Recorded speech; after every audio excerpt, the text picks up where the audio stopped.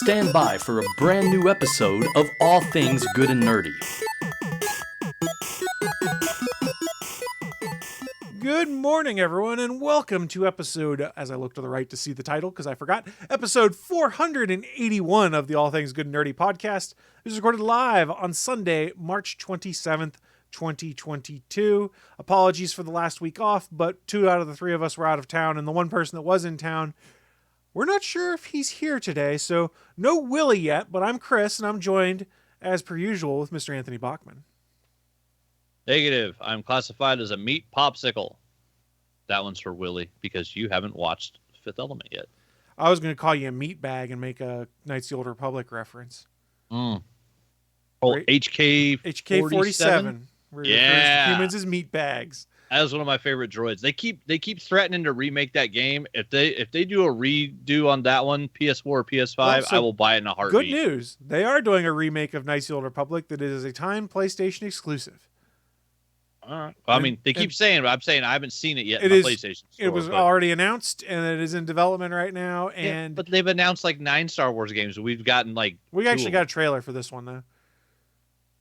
Didn't we get a trailer for 1313 and they never did it? Well, that was Disney canned it, though. I'm just saying, just because they did a trailer, it still doesn't. I'm still telling you, there's no Flash movie. It doesn't exist. I don't care that there's a trailer. It's not real. They fired their 19th director, and nobody likes Ezra Miller and that garbage suit that he wears. I'm trying to get the date on the Knights of the Old Republic. They don't have an official date, just the release window. It was confirmed to be in development for PlayStation 5 in September 2021 via a teaser trailer that was during one of the PlayStation events. I think Willie talked about it as one of his news of the weeks at that point in time. They say I knew they announced it. Will probably launch in 2023, somewhere after Lego Star Wars What the hell? And that's what happens when the ads start playing in the background on goddamn websites. You people with your automatic videos, fuck you. No, this was actually my Amazon Voice Services device triggered the Samuel L. Jackson voice I have on it and started reading me something because I paid the $1.99 to have Samuel L. Jackson on there so I can say, "Hey Sam," and he'll do things for me. Cancel. Yeah, but does he say, "What, motherfucker?" Yeah, you can ask him what his favorite swear word is. You can put a NSFW mode off and on this Amazon. Oh, wow, Voice so it service. actually does say motherfucker? Yeah, so you ask him, what's your favorite swear word? He goes, "I'm fond of motherfucker," or something like that sometimes. It's fantastic. Nice.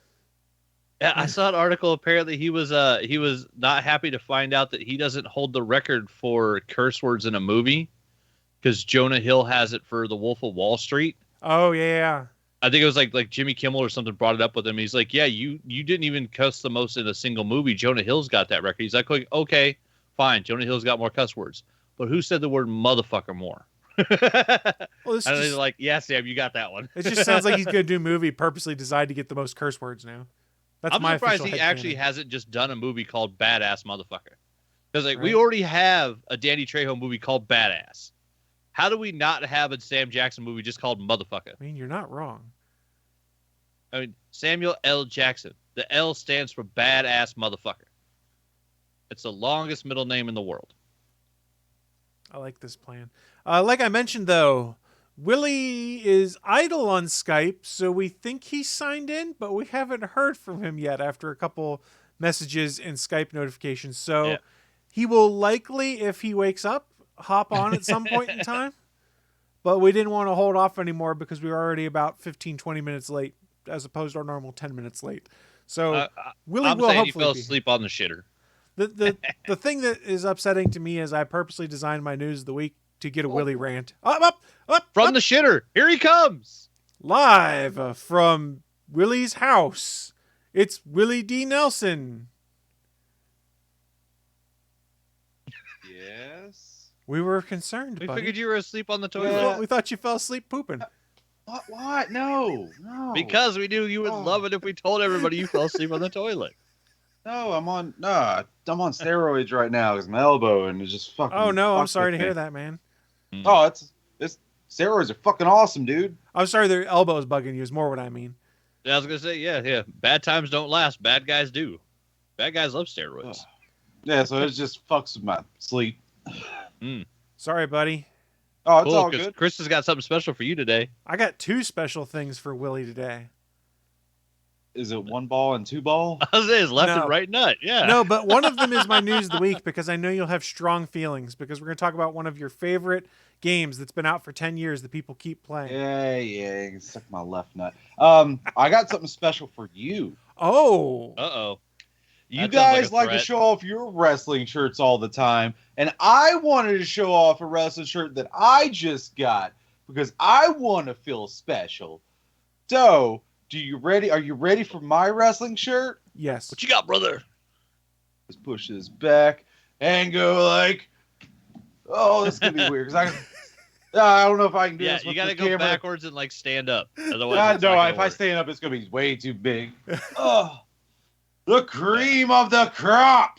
Cream of the crop. Nice. Yeah. Rise to the top. Last episode we recorded, Willie had talked about how Nice. he'd gotten that order placed on Amazon, and then they Hell stopped yeah. taking orders shortly after he got his in, so we weren't sure if you were actually going to get it or not. Oh, I got it all right. The Macho Man. Yeah, the So, cream I swear- of the crop. Have either of you guys yet listened to the Nerdist episode where oh god damn it, the big dude, he was Flash Thompson in the Sam Raimi films. Joe the Manganiello? werewolf. Joe Manganiello. He does a Macho Man impression. There's no reason he's not starring in a Macho Man biopic. It is amazing. Who's playing the Macho Man in the Hogan biopic that Hemsworth's in? Ooh. I thought I it don't was know. Manganiello. It should be. If it isn't, it's the biggest missed opportunity. Because I know they went with a much smaller guy who on the Rock show, the Young Rock, which is he's kind of funny.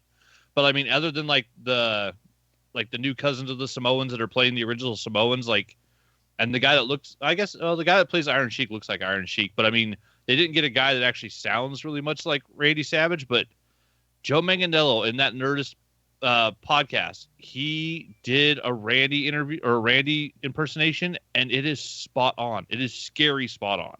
And the dude's huge. So like all they gotta do is slap a big long hair piece on him, put a wig on Manganiello, and he would be a perfect Randy I Savage. guess that was just wishful thinking because all I can find about the Hulk Hogan biopic is that Hemsworth is playing Hogan, and that's it. And then the writer is the same as Todd Phillips. Yeah, isn't it weird director. that like nothing has come out about that since because wasn't Hemsworth already like done filming? I don't know. I thought he was getting ready to go film when he was doing Thor Ragnarok, and he was like, hey, at least I won't have to change my diet up too much because he's already super jacked for it. Yeah. Which, side note, how we haven't gotten a Thor Love and Thunder trailer yet confuses me. Yeah, like what the hell? Where's Wait, when's that it at? coming out?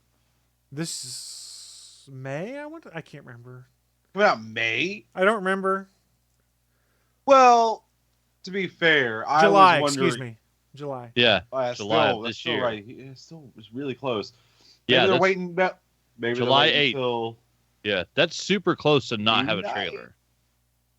Yeah, they could be waiting until after Moon Knight. oh, That makes sense. I mean, Yeah. I was 'Cause, wondering. yeah, they do try not to step on any of their own toes. So, yeah, on the 31st or 30th, we get Moon Knight. Yeah, the thing is, the 30 Yeah, 30 sounds January, right. blah blah blah blah blah has days of 31. I don't know the rhyme, so this doesn't help. Fuck. Okay. No, but it's just like that game that I've been looking forward to. It says it's really. If you look it up on Google, you look up Marvel's Midnight Suns release date. It still says March 2022.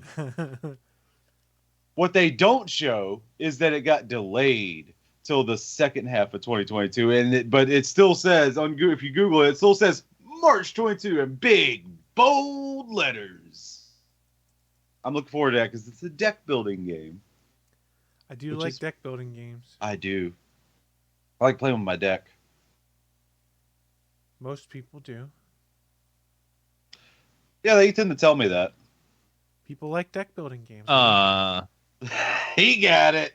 I was just being obtuse on bad. purpose. Thank you. I got it. I just was not acknowledging it. Oh yeah, and since we were talking about the dude from Flash Thompson, dude, the actor. Yeah, Yes. Joe Manganiello. Yeah, that name always throws me off because I know this other actor. I've seen him a bunch of stuff. Do you remember Baby's Day Out?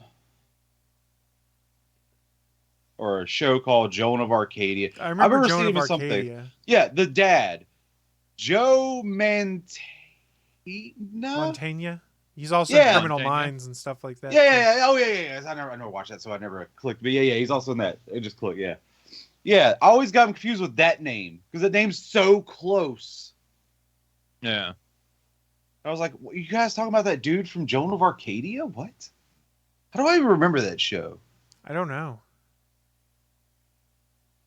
Okay. Yeah. Being the chat was saying that there is a trailer for Thor: Love and Thunder, and I found one on Screen Culture. That's fake. I don't trust it. Yeah, it's literally just spliced together parts from the previous Thor movies, and there's actually a shot of Christian Bale in it from Batman Begins. Yeah.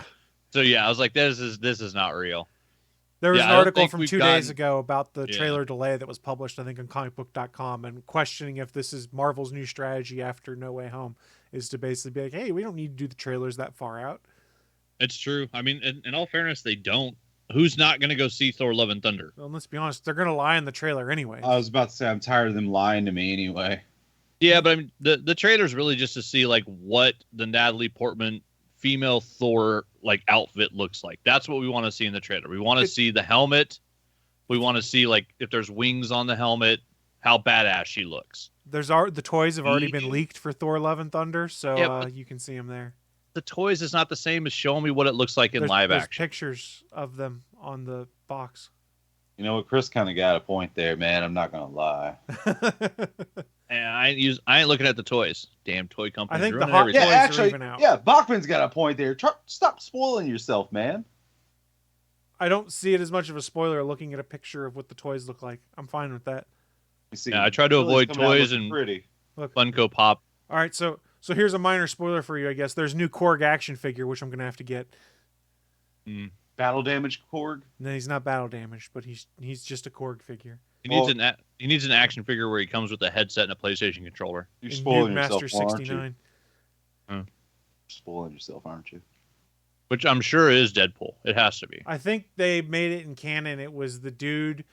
Go back to Captain America: Winter Soldier. Remember the guy in the Apple store that tried to help Steve and Oh and yeah. Matt? You mean And- Steve A? You mean God? Steve What Agee. the fuck is Economist? Yeah. So then they did a tie-in to Falcon and Winter Soldier with the Xbox Series X when it came out, because it was about the same time, where Anthony Mackie as Sam Wilson was talking to him about Xbox games. It was the same guy who was from the Apple store and made reference to the fact he was Noob Master 69, I guess. It was like, Steve I've Agee, been right? Kyle. Yeah. I think it was Steve Agee. I can't remember now.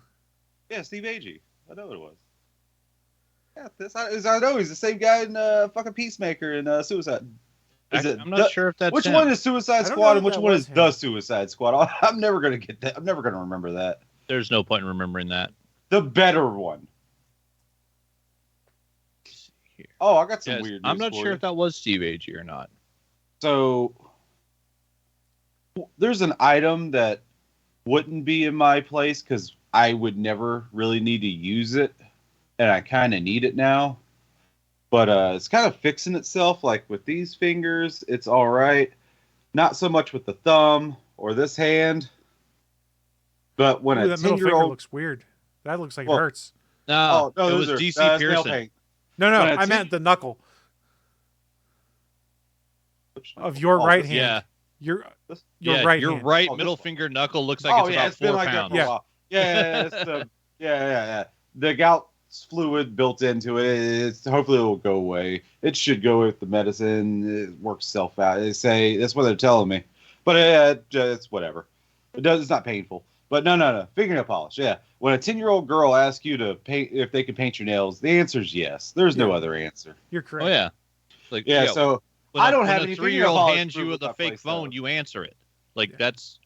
those are the rules. Going back a sec though to Noob Master 69, the actor was DC Pearson, DC Pearson. who played Really? the That was Apple DC Store Pearson? employee, and Yep. it was, Oh my god, I messed up. I've been Kyle. It's been a Yeah. pleasure serving you. and then it was in a commercial for Xbox. Actor DC Pearson appears opposite Anthony Mackie, working for the video game company.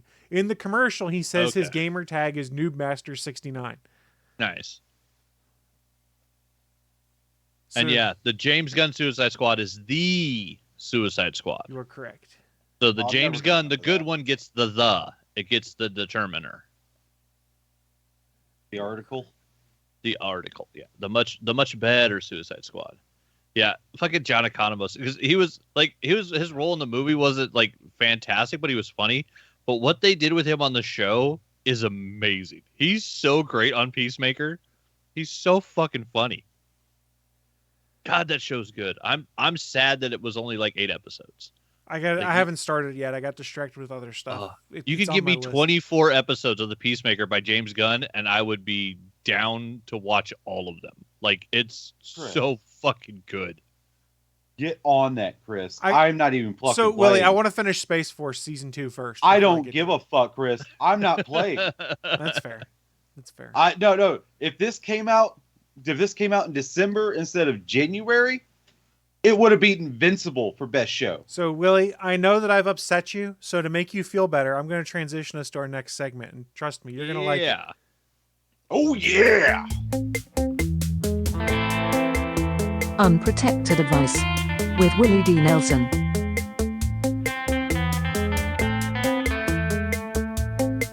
Unprotected all the way in, baby. That's right.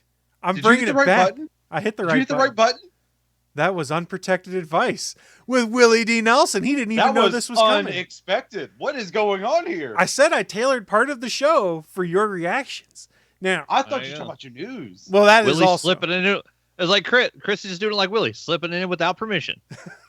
Okay, hold on. That's not what the quote is. My unprotected advice is always with consent. Always. You weird.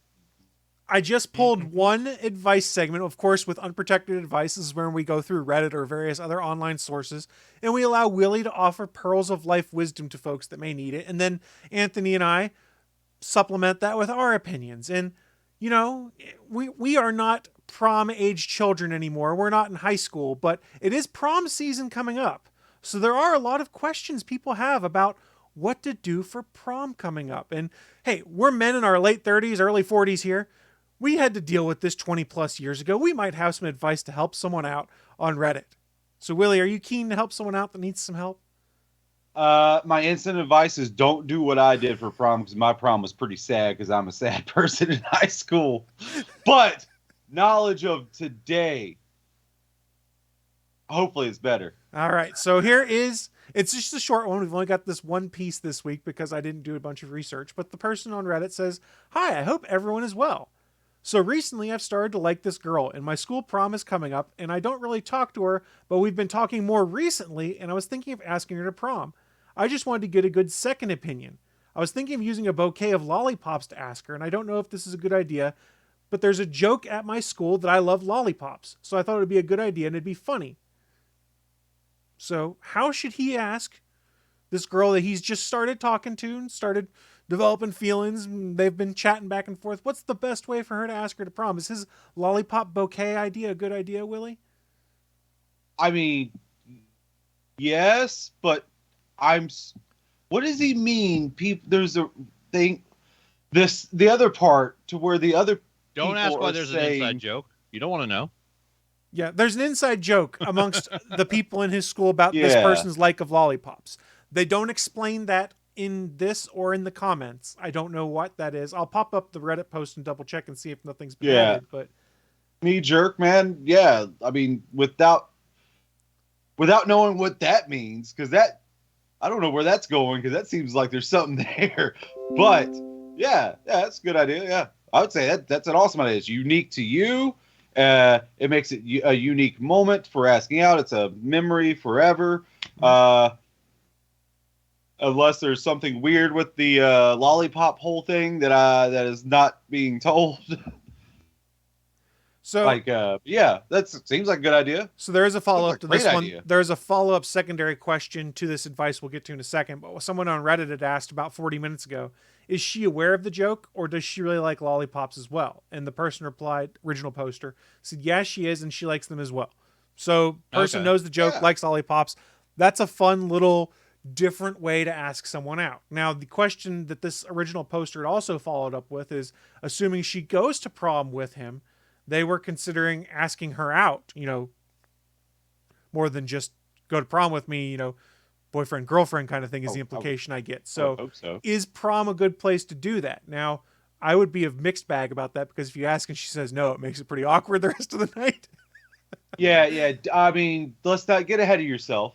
Yeah. Let's ask to prom first, and then from there, then during the dance or whatever, you can get in a little smooch, whatever, and then you can say, hey, how about I don't think I can top a second date from prom, but do you mind if I try? There you go. And see, I think that's a good way of putting it. And another person in this post had a good suggestion, which was, hey, you might not want to do it like in the lunchroom or anything like that, where you're putting her on the spot, or you also put it on yourself that it's going to Good point. be I like that. pretty shitty if she says no and you're in the middle of the lunchroom and everyone's watching and you're like, oh, you might want to try and find a moment where it's just the two of you or you and a small friend group or something Yeah, it like seems that. like it'd be a good idea, like make a whole big grand thing of it, but not everyone likes that, man. Exactly. Understated is the way to go. So I don't think we've given unreasonable advice here, which is, hey, if you found a unique way to do it, go for it.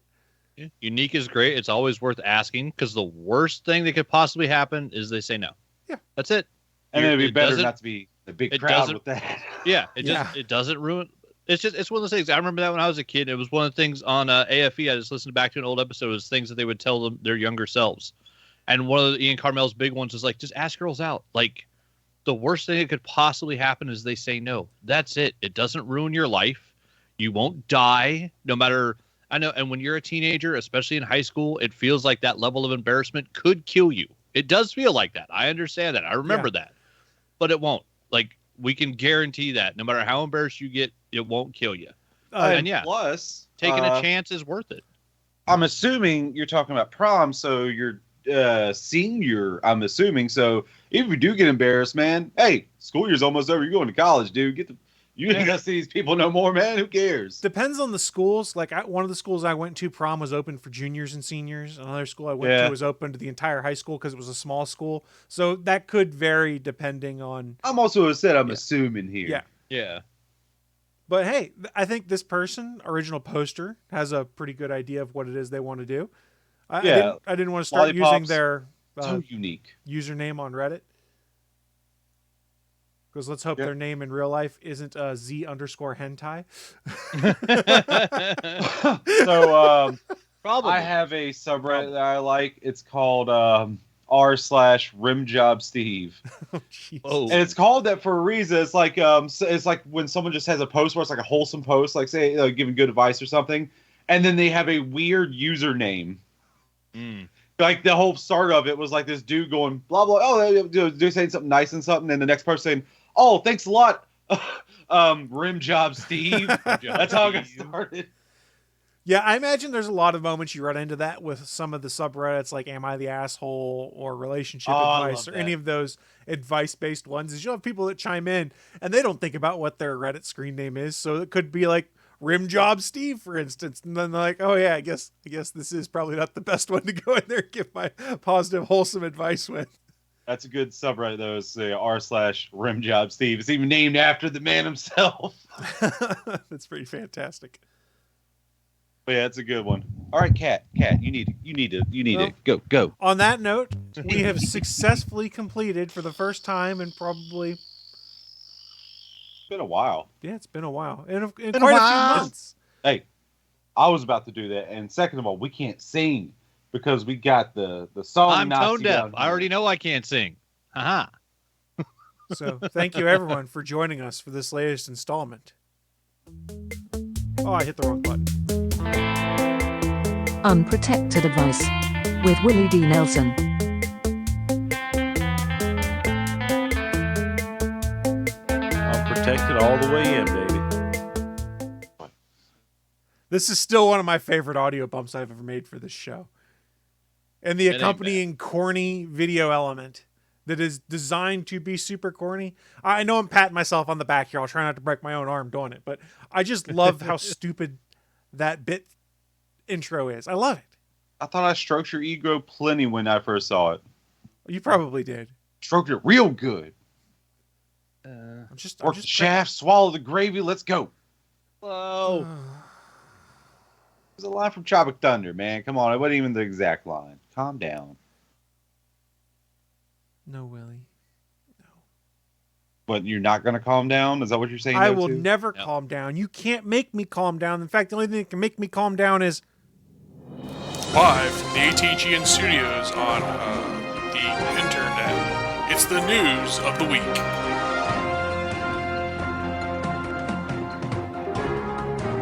hey, I'm calmed down now. I'm Chris. I'm here with the news of the week. I'm no longer mad and raging because that bit soothed me. But we're here to talk about not my rage and how Willie annoyed me. For show purpose wise, not for real. We're here to talk about the latest in geeky news and nerdery that has popped up here in the past week or so, and share it with you guys and give our opinions and some feedback on it. What do you think, guys? You down for some news of the week? I'm down the clown.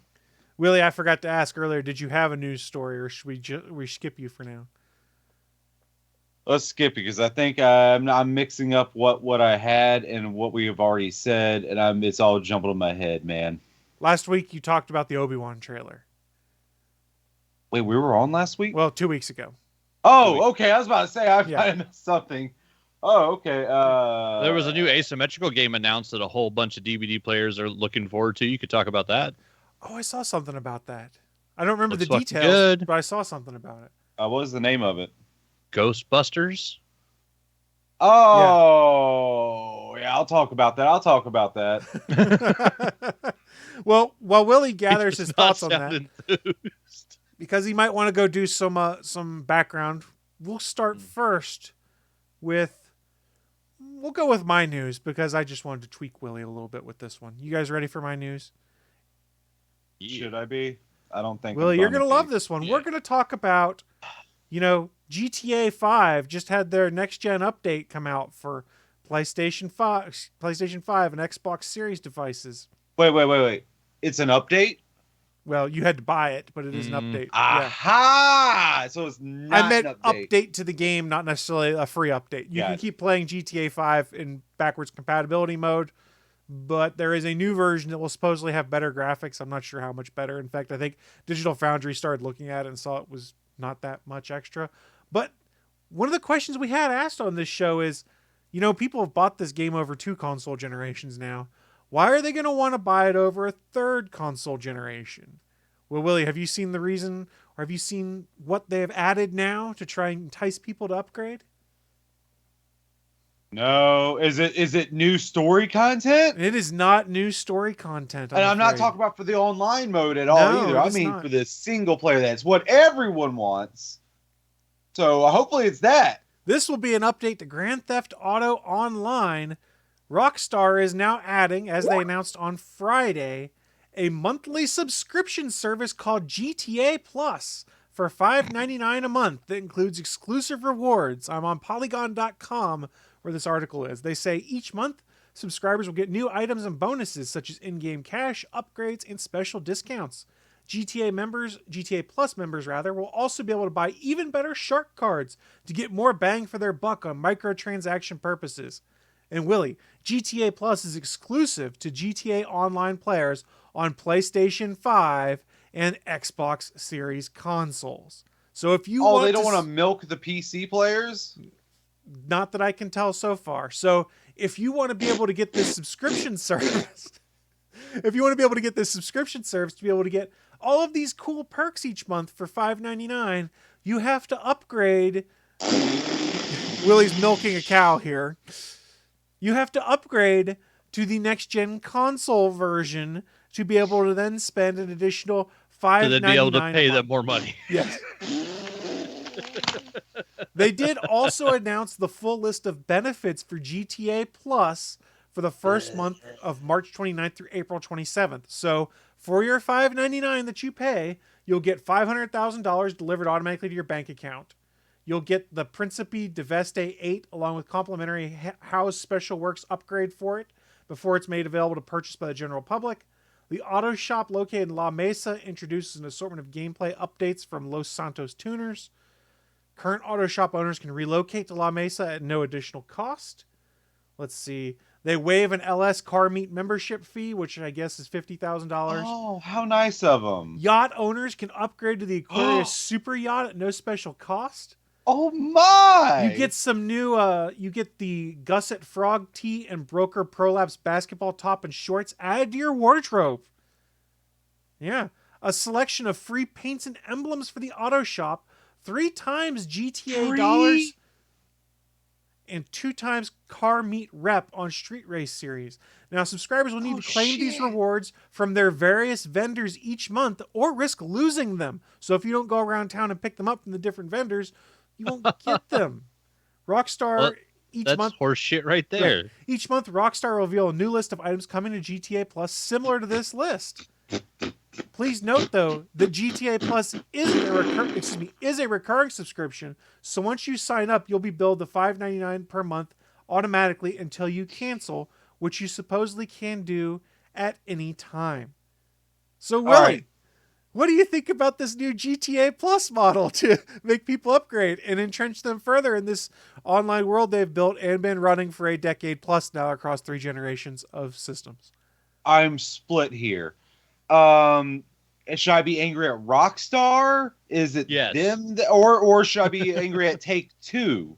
Who should I be angry at? Because it's one of the two. Whose idea is this? You know what? Fuck, I'll take on in a handicap match. I'm going to take on in a handicap boxing match. I will take on both the head of Take-Two, because I think it's the parent company of Rockstar, I believe. I believe so. That does say... And Rockstar. I'll take them both on. And you know what? They're going to win because I'm going to kick them both in the fucking nuts and get disqualified. I'm saying it right here, Willie, right now. You kick them in the nuts before they ring the bell, and it's perfectly legal. Exactly. No, I'm making a statement like they are. You do it before the match starts. It's not about what I do. That's what it's about the Danhausen message taught I me. send. The article on Polygon.com says Rockstar Games announced Friday, and it's on Rockstar's website. So the implication, at least, is Rockstar made this decision. Now, it doesn't necessarily mean that Take-Two didn't float it up the chain or whatever, or float it down the chain, whichever way they're linked. I can't remember. God, like I don't understand it. Why? Who thought this was a good idea? Who the fuck thought this was a good idea? So I sort of see if this was more like the game's been out for a few years and we're trying to keep the player base engaged, but it just comes off to me as, hey, we're milking you for all this cash already that people are paying for microtransactions. Let's find another way to get an extra $5.99 a month out of you, and you'll get more stuff that you'll pay us money for in the game. I don't know. GTA Online never really clicked for me, mostly because everyone that plays it now is so high-powered that if you're a new player starting it, you're like, oh, I'm fucked. I have no idea what to do. Listen, I trust in all these people over here. I trust in all of them. They're not going to be that dumb to do this.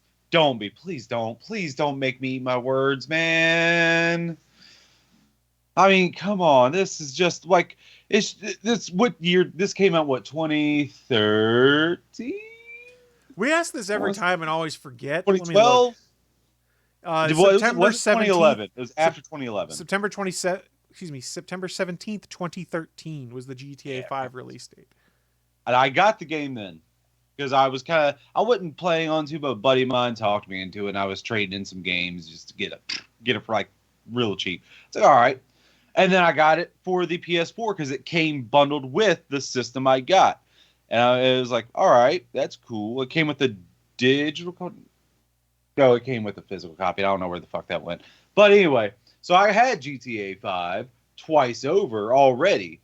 And I was kind of interested in the first-person view and all that. You know, it's like, whatever. It was kind of cool falling down rapids and going back up and doing it again in first person. That was fun.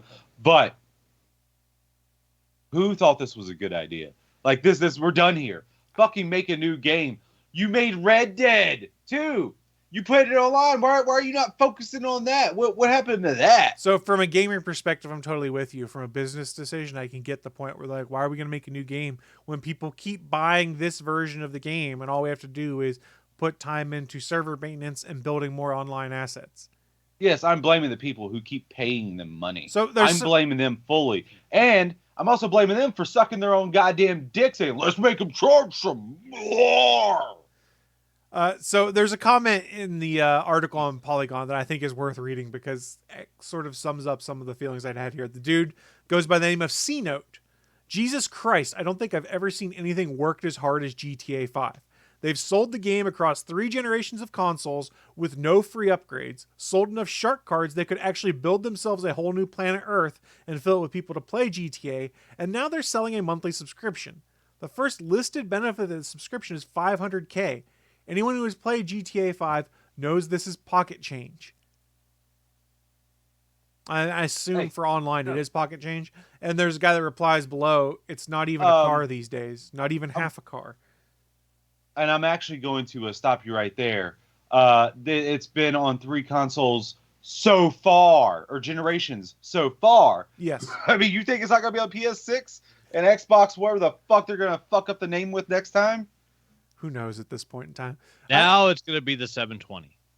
I can see it now. They can go fuck themselves. That ship has sailed. You go fuck yourself. I can see it now. We get our GTA 6 and like, but also we're bringing GTA 5 to the next gen consoles. I mean, look at what the fuck. I mean, I know they didn't make it, but look at the trilogy that just came out, the classic trilogy, whatever the fuck it was called, and look how shitty it was. Look how bad it still is. They still haven't fixed it, from what I hear. Well, yeah, they when got it the money rains, already. you can't see shit because the overlay is just so bad. Yeah, they got the money. What's the matter at this point in time?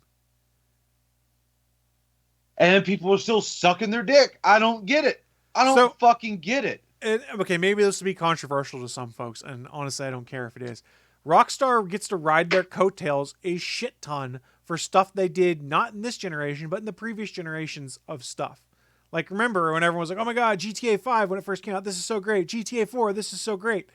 Everyone talks about that and how great they were, but doesn't really talk about the fact of how, for lack of a better term, some of this online stuff seems rather predatory for how they're continuing to milk money out of people to continue to play. Now, I get the concept of like subscriptions to play games online and things like that, and I don't think microtransactions are fully evil, but I mean, this is a game that's literally designed just to suck microtransactions out of you, the online component. The single player is fun. I've had a ton of fun with it. I'll probably go back and replay it at some point in time because I had a lot of fun with it.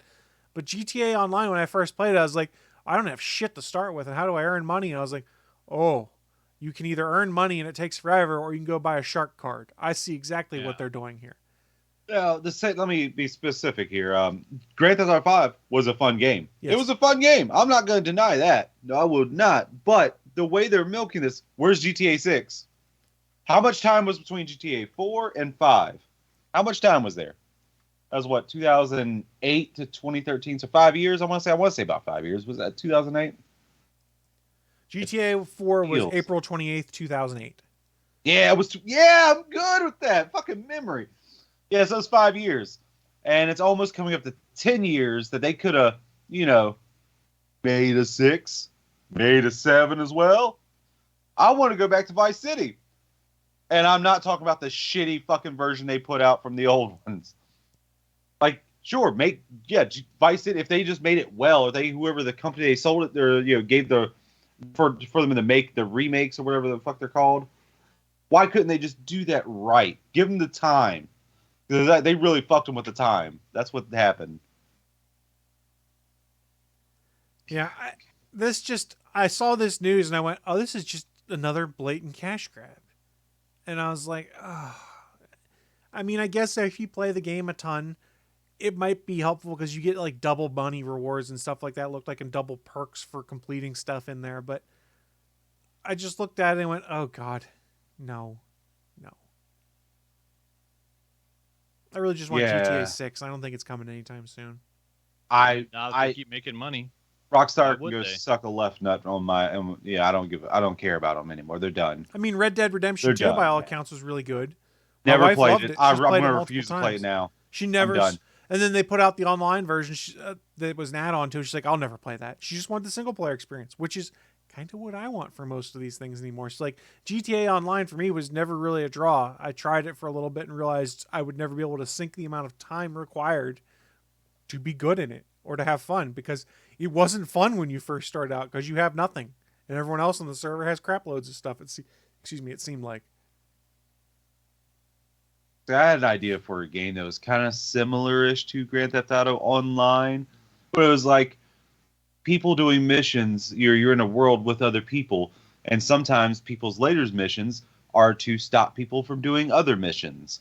like it's kind of all connected like that. So they it weaves back and forth, but it's built into the game and not to be. It doesn't tell your players to be a cunt to everyone. They sort of did that in the Watch Dogs games, actually, where you could Well, actually. that wasn't Rockstar, was it? No, it wasn't. That was Ubisoft. Where they could basically set it up so you could have your world open to the online players. You could turn it off if you wanted. And what could happen is you could have a hacker that comes into your world, and their job was to hack you, get information, and it would delay you from missions and stuff like that. And it didn't really change the storyline missions, but it changed like some of the side quests and some of the just random collection stuff you'd be doing when someone could jump into your world and disrupt what you're doing. Which one was that? Was that the first one or second one? It was in both the first and second one. And then I think they did something similar in the, I can't remember, in the third one. Because I never tried, the online component didn't come out until after I had beat the game and not touched it for a while. So I haven't tried it. That? What is with that? That's you're the new releasing a trend half-baked game? Release it all, man. That's the new trend now, is you'll get the single-player campaign and they'll say multiplayer coming at this date. And Ubisoft delayed it like 3 times the multiplayer game. And who started that? Probably Rockstar. I don't know. Yeah, with Grand Theft Auto 5. Online came later. And when it did come out, it was fucking buggy. You couldn't get in because everyone was trying to flood it. It was just, God, I'm done with Rockstar. I'm done. I am tired. I am done. You're too greedy. You're being the new EA. You're being the new EA, and that's not a compliment. No, it's not. But EA's got a lot of money in their pocket, so they don't care. So does Rockstar, Take-Two, where the fuck you want to call them? Especially with didn't Take-Two for the whole 2K series and them too? I don't know what all they have. I'm thinking that's right, but I could be very wrong on that, man. I am not infallible. Oh, wait, I am wholly infallible. owns 2K games and Rockstar games. Yep. Founded in 1993, has a net income of... Well, that doesn't seem right. They have the Borderlands games, the Bioshock games. They got a crap load of stuff. Evolve, Mafia, Civilization, Darkness, XCOM. There's a crap load of stuff under that banner for Take-Two.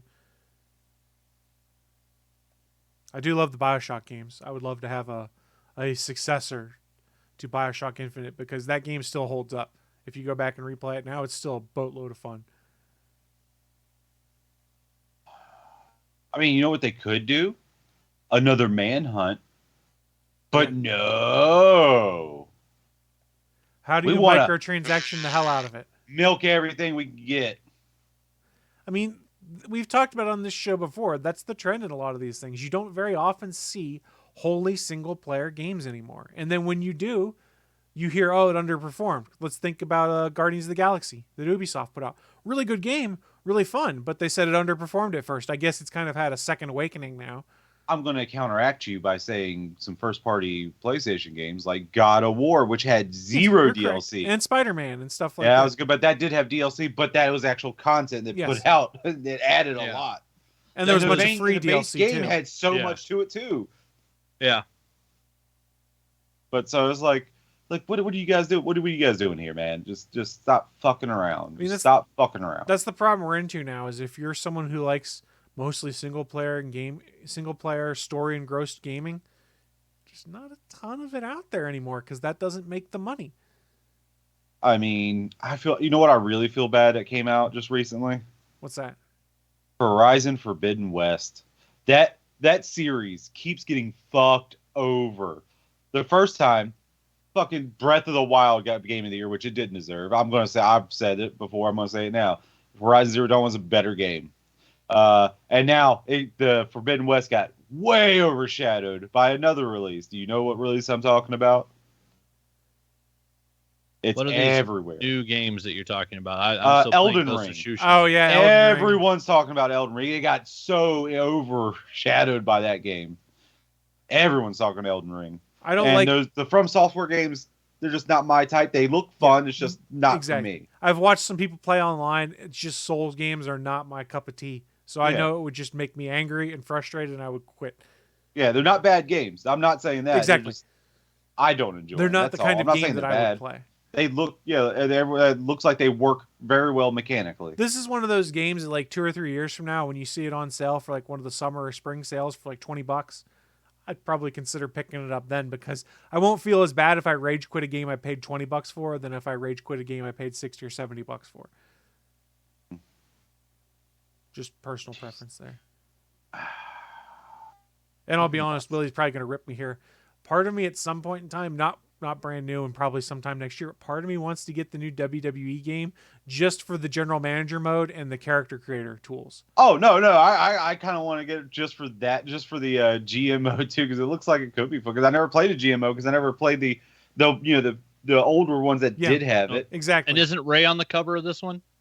They Yeah, actually Rey brought Mysterio showcase mode back too with Rey Mysterio. I fucking the showcase modes were the best part. When they took it out, I was like, It is kind of awesome that okay, Ray's so on the I'm cover. not gonna care about this. The showcase mode was fucking awesome. The creator wrestler stuff's actually looked really cool too, because some of the AEW wrestlers I follow have been retweeting people who have made AEW wrestlers as creator wrestlers. Like Britt Baker retweeted one that looked just like Britt Baker, like had her exact same ring gear, looked just like her. It was incredible. I was like, how the hell? How many hours do people take in the creator wrestler to recreate some of these ask folks? the owner of the Owl League over here. That's true. It takes a good while, and sometimes, a lot of times, you just can't get that face to look good. My Mercy did not look like Mercy. Yeah, it's I was like, oh, I tried so hard and got so far, but in the end, it didn't even matter. Well, there was actually a small news article. I found out that a game I'm very much looking forward to is not going to have the customizable creative figure option that it normally has in their games. Did y'all hear that that's not coming out in the new Star Wars one? For what, the Lego one? Star Wars Lego will not have customizable figures, but they're going to have 400 plus characters. There you go. I mean, So it's like, whatever. And you're talking about the Skywalker Lego Star Saga, Wars, right? yeah, Skywalker Saga. So it's the first time it's all 9 of the films, and they've added in new like shooting events. Like they've added a bunch of different actual changes of place out in the Lego games. But the one thing the guy that's leading it did say is they took out the customizable figures. But like I would just make random ones anyways, just to goof off with. But I always played with the main characters, and yeah, this one is going to have damn near basically every character you've ever seen in Star Wars as a playable figure in this game. Babu Freak, my little tiny droid mechanic, my favorite guy, is a playable character in this game. I'm gonna buy it just for that. I'll get it at some point in time. I doubt I will. I like the Lego Star Wars games, but there's a crap load of content in there, and I've got other Lego games I haven't finished, like some of the Lego Marvel Superheroes ones that I bought on sale. So by the time I finish those and the other things, Lego Star Wars will probably be down to a retail price that's $30, $20, something like that. Yeah, I don't know if I'll get it $60 a day one, but I know I'll be owning. Well, and I think didn't they for that one for next gen consoles, but you got to pay $10 more for the next gen version. I can't remember if that was one or not. I don't know. Maybe. I'm at a little weird spot with the Lego games, man. They seem like fun, and I want to play them, but every time I start it, I don't keep with it, so it just doesn't hold me. That's fair. I don't know what it is. Babu laughs at you, Willie. For what? You don't love the Lego. I mean, at least you weren't in a I shitty try movie. them. I don't know. It's like some of them are saying they're terrible. I'm trying them. It's just they just don't hold my attention. And I don't know what I love those games. I love just grinding hours to unlock every little stupid thing in those games. Because finding all the hidden blocks, all the golden bricks, all the little canisters. I don't know. I love that shit. Yeah, it's for hilarious. PS Plus, I forget what last month and the month before they gave DC supervillains. Yeah, Lego. the DC supervillains. And I played it, and it's all right. It's fun, but I didn't continue on with it. Didn't care about That's it. fair. I don't know what it was. No, I get it. It was just, shoot, do I want to play this more? Oh no, I want to go do this now. I'm like, I don't understand. It's okay. I don't know what the disconnect is, but there's something there.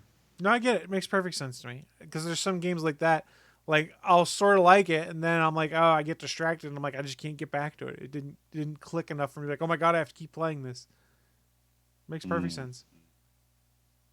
I'm tracking what you're saying, really. But I also want to state again, please don't suckle from the.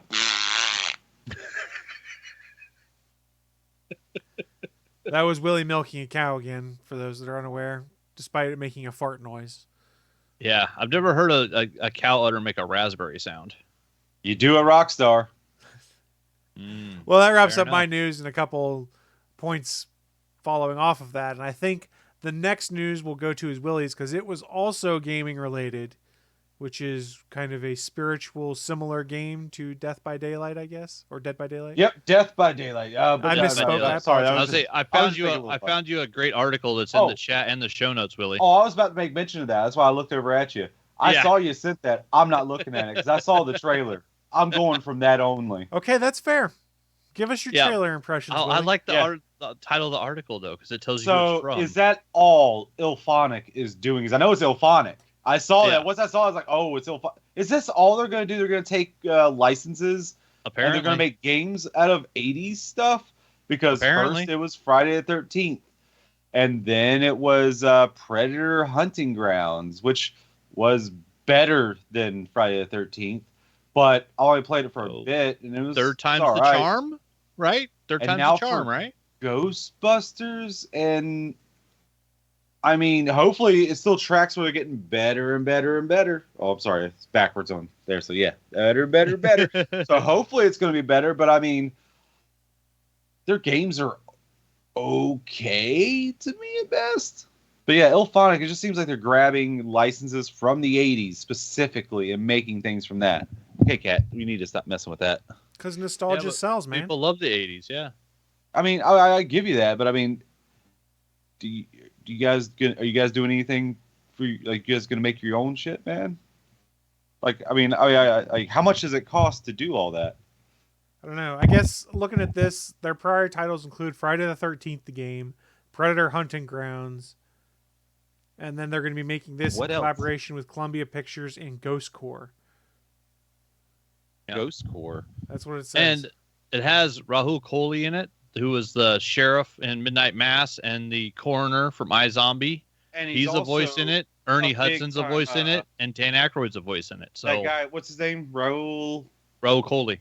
Yeah, he's also in that YouTube channel, Funhouse, a lot too. He's good friends with them. He's on there a lot, and it's hilarious. He's an awesome, hilarious actor. I saw him first on there when he was still on, was it iZombie? Yeah. Yeah, I saw him on there. He's talking about. I never watched iZombie, but he's always funny. If the Star Wars gods are good to us, he will be the grown-up Ezra Bridger. Yeah. Because the boss lot, it's the kid from Rebels who becomes like the last trained Jedi, and he disappears at the end of the show. Boss Logic did a poster of Rahul Kohli as a grown-up Ezra Bridger, coming back like as an adult with a beard, and it looked so perfect. Why not? I don't think Willie has watched Rebels to know. Not at all. Yeah, Rebels is great. I'm finally forcing myself to watch Resistance, and it's not as good as Rebels. But I am finding the fun in it. Side note, I saw Galaxy's Edge has a new lightsaber. It's Cal Kestis's from Jedi Fallen Order, which I thought was kind of cool. Oh, yeah? Which one? The default. Because you can customize it like 1,000 different ways. It's the default one, but it's still cool. Because if it was the one I made in the game, I might go buy that. Yeah. I don't want the fucking default. I want the one I made in the game. But yeah, some of the problems with the Friday the 13th game is it was just checking drawers the game. That's what mostly you did. You know, he's not And when wrong. Jason found you, what was your what was your options? You ran from cabin to cabin to lock the door till he breaks in, just to run to the next cabin to do it all over again. And that doesn't seem like fun. It wasn't fun. I played it a little bit. Where I had the most fun with that game, to be honest, and this is when Mixer was still a thing, was watching some of those guys on Mixer play it, who then had different plugins where you could hit different buttons that would disrupt their game while they were playing. That was a lot of fun. What? What do you mean disrupt their game? You could put like a scream in the background or something like that to make them think someone was coming. You could take control for a temporary time of their game, stuff like that. There was some really cool stuff they were doing on Mixer at the time. It was integrated. Not in the official game, so I don't know. You can't make that as an addition to say it's good. I just enjoyed watching it there is what I'm saying. Fair enough. Yeah. I say that's like the card game that Monto and Puppers and Farmer John and all them would do while they were doing streaming events on Twitch for Dead by Daylight. People watching in their chat could buy cards to play on them, and it was stupid stuff like jump in the first locker you see. Oh yeah. Stare up for 5 seconds. If you're the killer, don't move for the next 30 seconds. Like it was just like weird little add-ons to make the game ridiculous, and some of them would be funny as hell. Could be like close your eyes for the next 10 seconds, and like Monto, those guys are so good at that damn game. Sometimes it wouldn't make a difference. Right? Was it Monto blindfolded for a whole match? He did an entire match blindfolded. I think the more impressive Completed part, a gen. he played. Yeah, he did. He completed a gen blindfolded, just randomly hitting the skill check, and just muscle memory. He'd done it so many times that he was randomly getting good skill checks. I think the more impressive one was I saw him complete a match playing with his feet. He literally taped his mouse to his right foot and was using his left toe to like hit his space bar and like to move around. It was. Did you say he taped his mouth to his foot? Mouse. Oh, mouse. Yeah. Okay. I heard you say his mouth. I was like, what the what? But yeah, no. He completed a match, and if I remember correctly, he escaped. He completed a match and escaped playing Survivor with his feet. Like, That's there are crazy. some people that have just played way too much DBD. Like, when you can play That's the game just with your nuts. feet and you have hands, and that's how you normally play. Because there are people out there that don't have hands, and they play video games with their feet. That makes sense. You're going to get good at it. This was something he had never done before and still escaped. Like, the motherfucker he's weird. But it's entertaining. And yeah, when you add in weird shit like that, to change the gameplay up, it can make it more entertaining. It doesn't necessarily make the game better, though. Willie's right about that. Because when the game's bad, game's bad.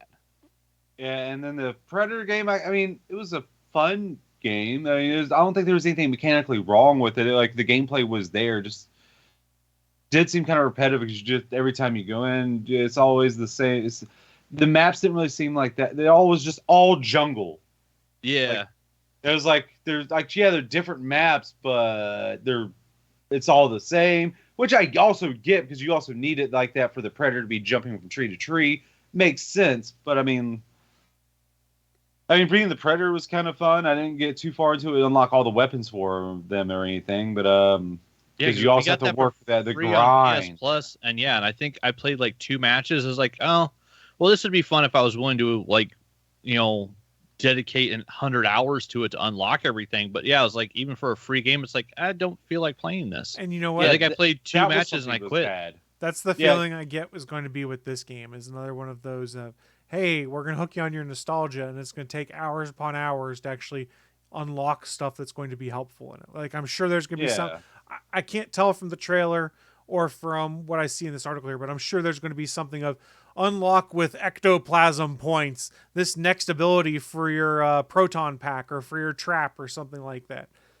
Yeah, there has to be something that levels up. There always is. Like, you only get the default weapon and one other thing for the Predator. When you start it, like, okay, like, I mean, that's all right, I get that, but then it takes so long to get more and more weapons. Like you could just throw me like a good 5 of them, man. I can't remember how many there were in total or something, or 3 more of them, man, and so I can have at least a little variety, so I can change up how I play as I start unlocking stuff. Yeah, I mean, I get the feeling this is gonna be another one of those games where like I could play for a couple minutes and then I'm gonna realize if I wanted to dedicate all of my gaming time to playing this game, I could have some fun with it. I could advance and do well on it, but I don't like having to feel like it's a chore to play a game because, oh my God, if I don't play this week, I'm going to miss out on such and such unlockable perk that I'll never have again or some costume that I really want.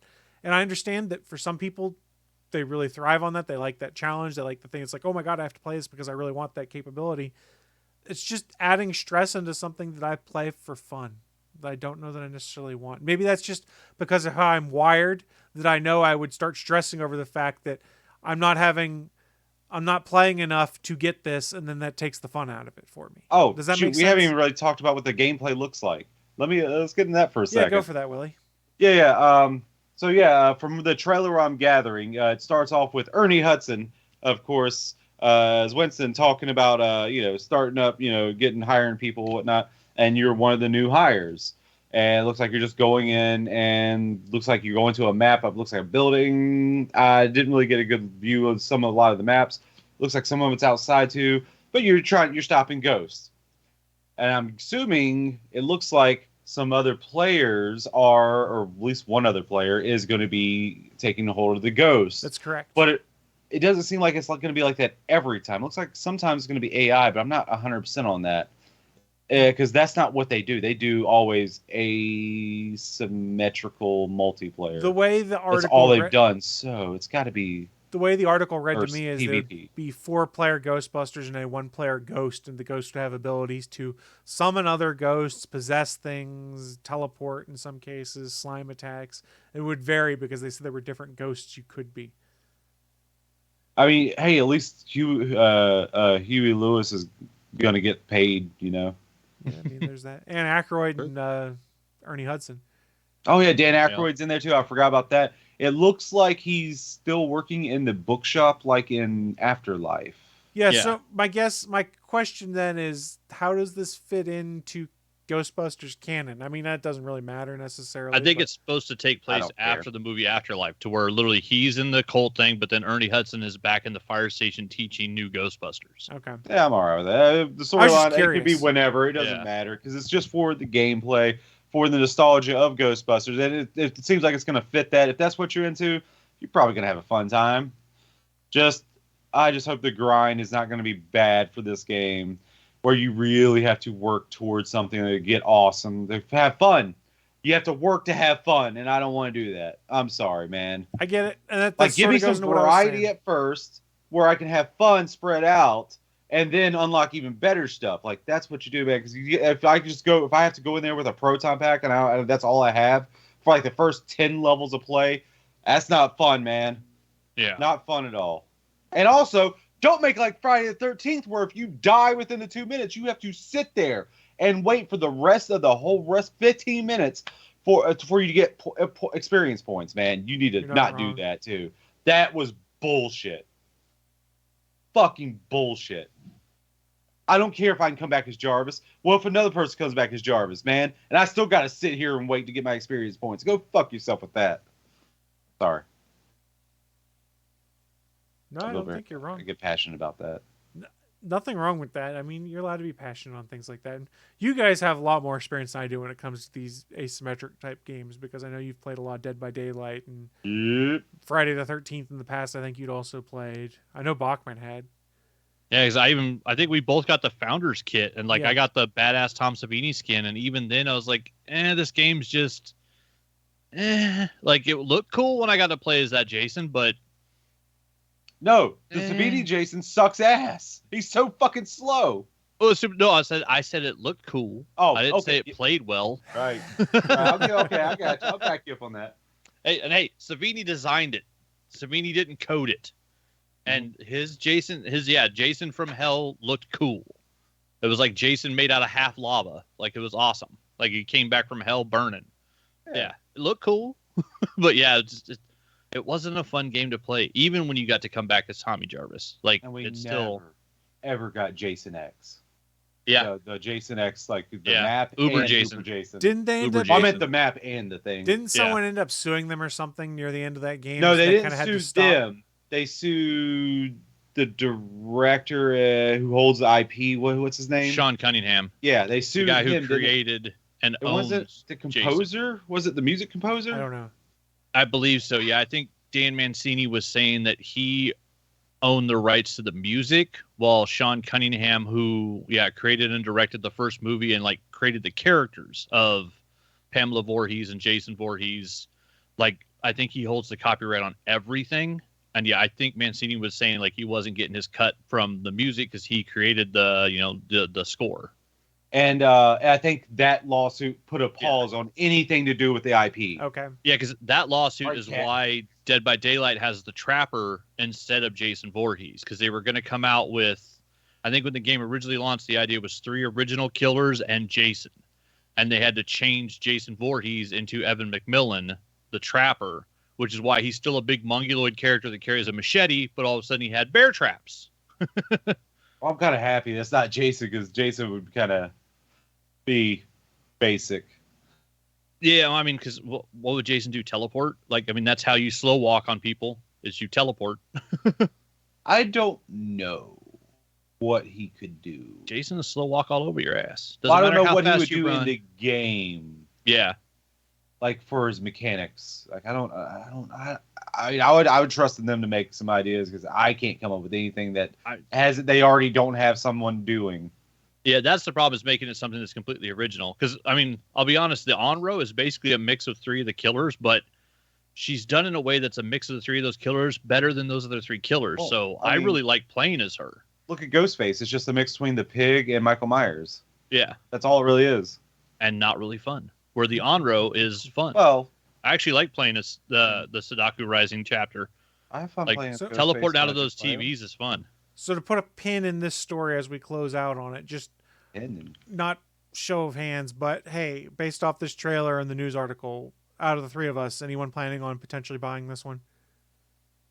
buying it, if it's on sale, like a good sale, maybe. Or let me see more gameplay of it. Let me see more. As of right now, no. Okay. With that one trailer and that article I'm not reading. Yeah. On sale for sure. But yeah, I honestly, when me and the girlfriend started talking about it, because she loves DBD and Fortnite are the things that she plays the most with me, and we usually play those two games together. So when I saw, I was like, hey, it's a new asymmetrical. It's Ghostbusters. We both enjoy both of those things. Like, it seemed like a really good. And then I was like, oh, it's Ilphonic. I mean, I definitely won't be dropping $120 day one to buy us 2 copies of it. But yeah, on a sale, I might pick it up if it gets some good reviews.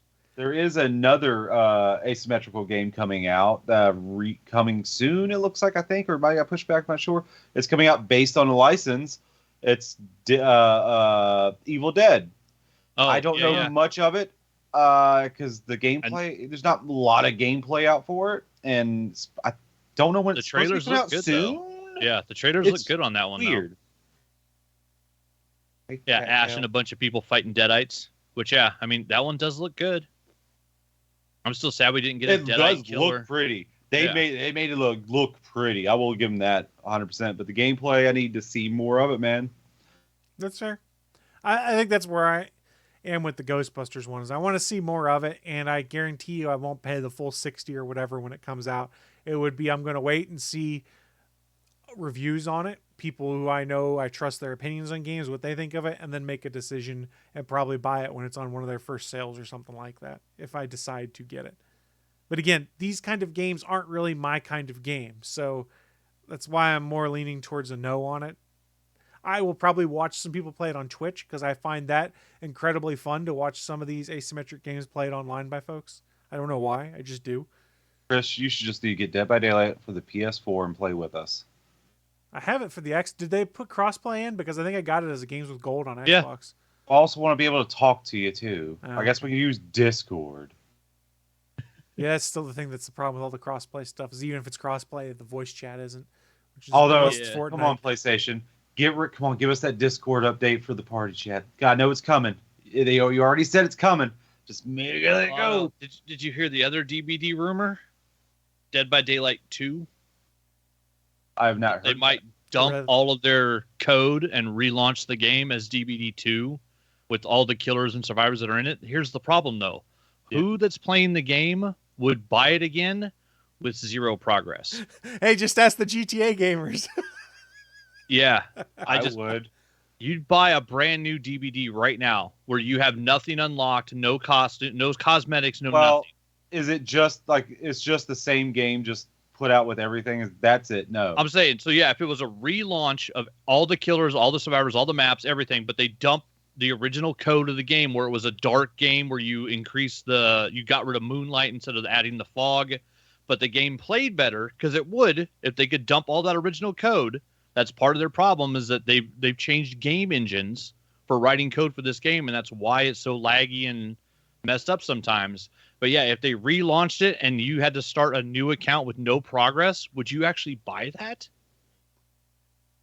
Because to me, that just I could see new people that want to play the game buying that version of it, but I don't think you're going to get people that have thousands of hours in Dead by Daylight to buy a Dead by Daylight 2 unless you're carrying their progress over. I won't even play my PC version of it, which is the same exact game on a better system where I probably would have no lag. I could play on my PlayStation or my PC and I would have probably 0 lag. I would rather play on my PlayStation because I've unlocked every character and all the perks, and I have multiple survivors and multiple killers with every perk in the game, and I have a bunch of cosmetics. I have none of that stuff on my PC. I already don't play that, even though I own the game on PC. Well, the bigger thing there is then you'd be able to link your accounts across platforms like that so you could share that content. Yeah. Well, No, and that's I the know thing. why they There don't, but- there are account specific codes that are attached to every Dead by Daylight account, because when I turn on my PC account and Willie or Jana look at their friends list, it has my name because it's Bach2099 on PC and it's Bach2099 on PlayStation. But underneath it is a hashtag and then a series of 4 numbers, which is the start of your unique identifier. And I can't remember the one on PC, but I always remember one on PlayStation because mine is #0dad.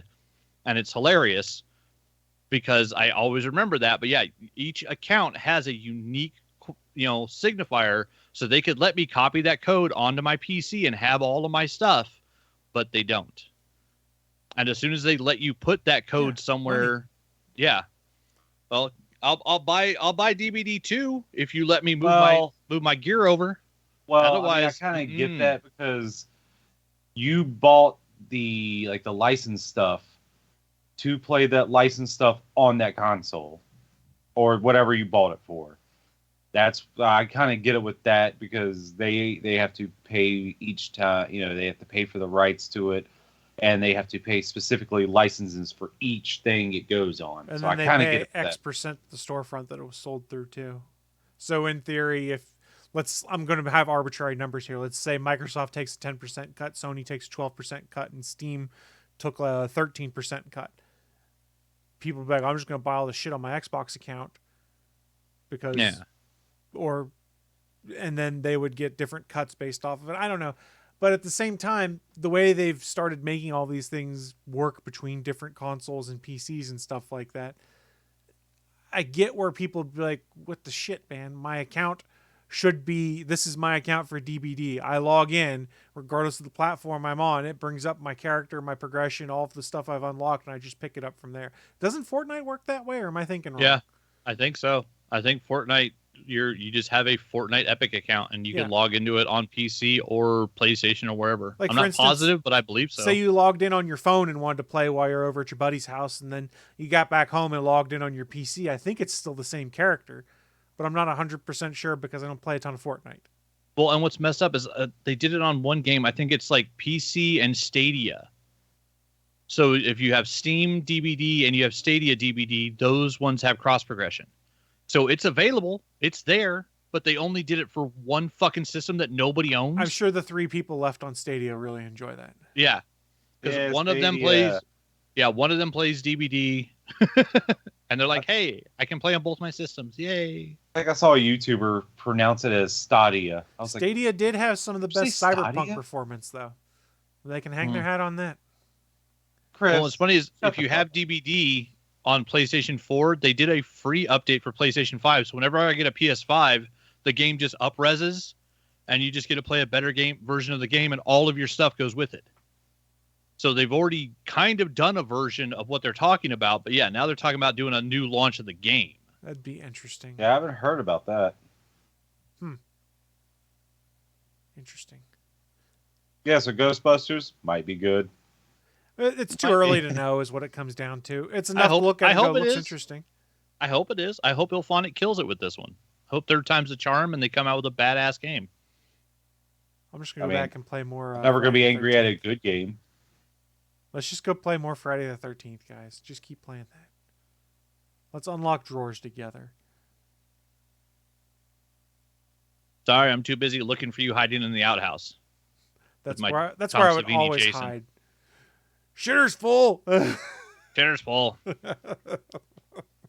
I think that wraps up that news. Let's transition things over to Bachman for our last news piece this week. What do you got for us, sir? We got a new bump in the box office. We got Sandra Bullock and Mr. Channing Tatum. Says, throughout the pandemic, many older females have been reluctant to return to the multiplex, but are turning out in force to see the Sandra Bullock and Channing Tatum-led movie. Lost City made a $31 million opening. So it's like the first big opening of like a non, like Marvel film, basically, or something that wasn't a huge IP. Let's see. Yeah, opened to better than expected 31 million domestic from 4,252 theaters. So it's calling it this article from the Hollywood Reporter by Pamela McClintock's calling it a significant win for the box office recovery. Until now, males under the age of 35 have fueled the recovery, while titles depending upon older adults, particularly older females, have lagged, which we've seen because Spider-Man killed it. Whole lot of Batman people, but a lot of other stuff that was hitting the theaters just wasn't getting people to go out and go see them. See, what was it? Paramount's Lost City, an action-packed romance adventure that's a throwback to the era of Romancing the Stone, bucked the trend in a major way. Roughly 60% of Friday ticket sales were female, while a whopping 47% were over 35. See, Daniel Radcliffe of Harry Potter fame stars in the movie, which pleased crowds at the recent South by Southwest, which makes its world premiere there, which was, if you haven't seen the trailer, it's great. He's the villain in the movie. And so getting to see Harry Potter as a bad guy with a beard is fantastic. Daniel Radcliffe is making damn sure he does not get typecast. And yeah, he looks so cool in this. I'm more excited about his new role that was announced. Oh, Weird Al? Yeah. Yeah. The fact that he's going to be Weird Al Yankovic in a biopic is just amazing. That's pretty cool. I can't wait to see that. It says, yeah, Batman also held second, not shockingly. Grossed another $19 million to come in second place for the weekend after crossing the $300 million mark domestically. It hits HBO Max on April 18th if you haven't made it to the theater yet. Yeah, it's on its way. Oh, right. Okay, I'll just wait for that then. Yeah. Yeah, it's the 45-day one. Yeah, it's getting on there quick. And then, yeah, it's at the specialty box office, the acclaimed Everything Everywhere All at Once, starring Michelle Yeoh, was a breakout hit with a projected opening weekend location average of 50,000 from 10 locations. So that one's not playing everywhere, but everywhere that's playing it is seeing a lot of ticket sales for it. I've been listening to Slash Film Daily and all my other movie podcasts. Everybody that's seeing that movie seems to absolutely love it. It's a mix of like The Matrix and The One, starring Michelle Yeoh, where her character somehow finds a way to access every version of herself in every alternate reality to get skills. So she's like downloading them from other versions of herself, kind of like The Matrix. But yeah, it just, everywhere I'm seeing anybody talk about this movie, it's just apparently fantastic. And the directors of it were saying like they didn't know how up for all this weirdness Michelle Yeoh was going to be, and apparently she was just as Willie said earlier, down to clown the whole time, and she just had a blast filming this crazy ass movie. Like, I guess there's one scene where she accesses a version of herself from a universe where her fingers are made out of hot dogs. Like, it's a weird fucking movie. But yeah, it looks great, and yeah, that one's doing pretty good on the smaller screen. But yeah, so Channing Tatum and Sandra Bullock got a lot of people, especially women over 35, into the theater. And I guess Brad Pitt also being in the trailer probably didn't hurt either. Because yeah, have you guys seen the trailer for Lost City? No. Yeah, a long time ago. Yeah, it looks hilarious. Yeah, I got it. Yeah. Sandra Bullock is a romance writer, and then Channing Tatum is the guy who does her book covers. He's the Fabio in this world. She actually gets kidnapped by Daniel Radcliffe to find the lost city of gold because he believes during her research for her romance novel, she actually figured out where the real lost city of gold is. So Daniel Radcliffe kidnaps her. Channing Tatum, who is literally just a model, goes to rescue her because he wants to prove that he really is this superhero in real life. And then Brad Pitt shows up with like long blonde hair and like combat fatigues and stuff. And he actually is like the real life special ops superhero. And they have this hilarious line where she's like, "Why are you so handsome?" And Brad Pitt looks at her and says, "My dad was a weatherman." Like, it just seems like stupid fun. And like, when the world's crazy and people are stressed out, these are the types of movies people want. They want dumb fun. It's Daniel Radcliffe as like a supervillain. Like, how great is that? Like, yeah, it looks fun. And I love the fact, it rocked a $31 million opening weekend for, a Romance in the Stone type movie in the era of, the Batman and Spider-Man No Way Home. Like, there are other things out there besides comic book movies that can make money if they're good. Yeah, but comic book movies are the only ones I'm willing to risk COVID for. Oh, fair enough. I also want to see that movie X. Yeah, X. Where it looks like Texas Chainsaw Massacre, but instead of the kids just breaking down or something, like they're actively trying to make a porno movie. Yeah, I listened to Ty West be interviewed by Mick Garris, the guy who directed the TV versions of The Thing It and The Shining, I think, on TV. And yeah, he was on Mick Garris's podcast, and yeah, it just sounds utterly fantastic, and it's just like an ode to all the classic like horror films. And yeah, he said it specifically in the 70s to like get the cars in there and the hairstyle and the clothes and stuff. And it's a bunch of idiots going down to Texas to like make a porn film, and a horror movie happens to them while they're trying to make a porn. Like, that's just an insane concept. As he said, also, it's like his 8th horror movie, and he said he didn't want to do anything he'd ever done before, so he had to think of something completely new. And I'll tell you, this is new. No one's ever done a movie like this. I mean, the setting is not new, but the setup is. Yeah, the setup is. Yeah, I ended up watching. What was it? Listen to all these especially horror movie podcasts, but just movie podcasts in general.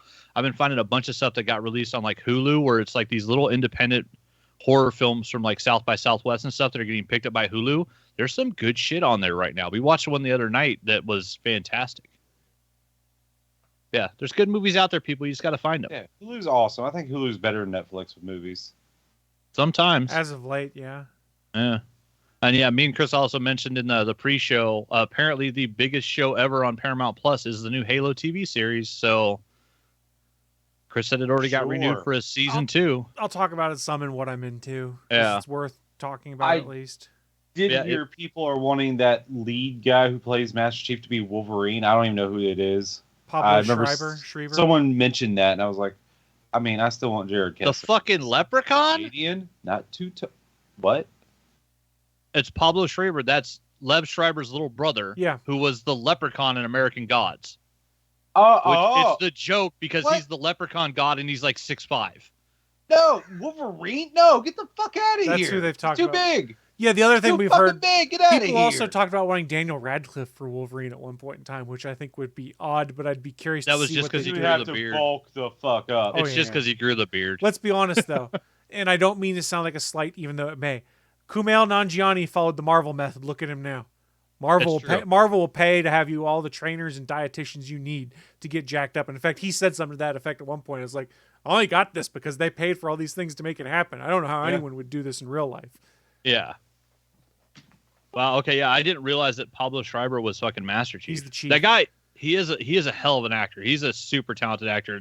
Him as the leprechaun, the Irish god of luck in American Gods, is hilarious. Because I think he's like 6'5". Some of the fandom's already melting down because he takes his helmet off in the very first episode and wanders around helmetless for part of it. Oh no, you don't do that. No. Yeah, you don't do that. No, who thought that was? Who signed off on this? You don't. Do the showrunner who didn't read the story of the video games and said, "Oh, they're not important," or some other bullshit that. We'll get into it at the end of Did things. they not watch Judge Dredd? I'm talking about Sylvester Stallone one. Not Did they enough people watch Dredd We'll 3D and learn from it. Yeah, I guess this gets us to wrapping things up. It's our traditional segment. Just get to it. What I'm into, where we share what we're geeking out over so that you guys might want to check it out yourself. Let's start with the Halo series because I did watch it because I still have Paramount Plus because I'm watching Picard Season 2, which is really freaking awesome. Although they're playing around with time travel a lot this season in Picard, and I had a mind-bending, mind-break moment where it took me a little bit before I justified one of the things they did, and it made my brain hurt because of how time travel works. If you've watched the episode called Time's Arrow of Star Trek The Next Generation, where they get flung back to the 1800s and meet Mark Twain, it sort of ties into that because you meet Guinan in the 1800s, but then we meet Guinan in 2024 and she doesn't seem to know Jean-Luc Picard. And I'm going, wait, what? And then I sort of finally figured it out. It makes sense based off of how they're handling time travel and how the timeline's been effed with.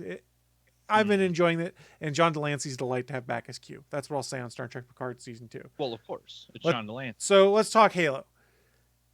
The first episode opens in like a 30-minute battle, 30-minute battle, where it's a team of Spartans. They're not Blue Team, it's Silver Team, because Blue Team is what Chief's team was in the games, and they call this the Silver Timeline, meaning that the games and the show don't exist in the same universe. They're not canon to each other, but they're taking some inspiration from the game and what they're doing. Hence the reason why Miranda Keyes is now somehow Dr. Halsey's daughter instead of being Jacob Keyes' daughter and some weird stuff like that. So the canon of the Halo game series is more of just a suggestion for some of the stuff they'll do here. The fight scene that opens the show is really kind of cool. You see a team of Spartans laying waste to a force of Covenant elites. It's really cool. but it has some really weird CGI moments in it where you're looking at it like, ooh. And this is first world problem. We've been spoiled by the CGI we've seen in the Disney Plus series with the Marvel shows and the Star Wars shows. The CGI budgets have been through the roof. They've done incredible things like bring Mark Hamill back as Luke Skywalker and de-age him, stuff like that. So there's not that same level of CGI, I don't want to say competence, but level of CGI use or in-depth CGI that's used in Halo. So there's some really weird moments, but it's pretty cool to see the Spartans in action. And a couple different times while Chief is fighting, they actually cut to the view inside his helmet as he's looking through the HUD and doing stuff. And you're kind of like, okay, that's okay, nice. nice. Cool. And they reuse, so they give you the video game view in the show. They reuse the sound effects from the game, like Chief's shields charging, Chief losing his shield, stuff like that. Is all the same sounds. And the set design is really cool of the UNSC stuff that they've built. Like the Pelican design is really cool.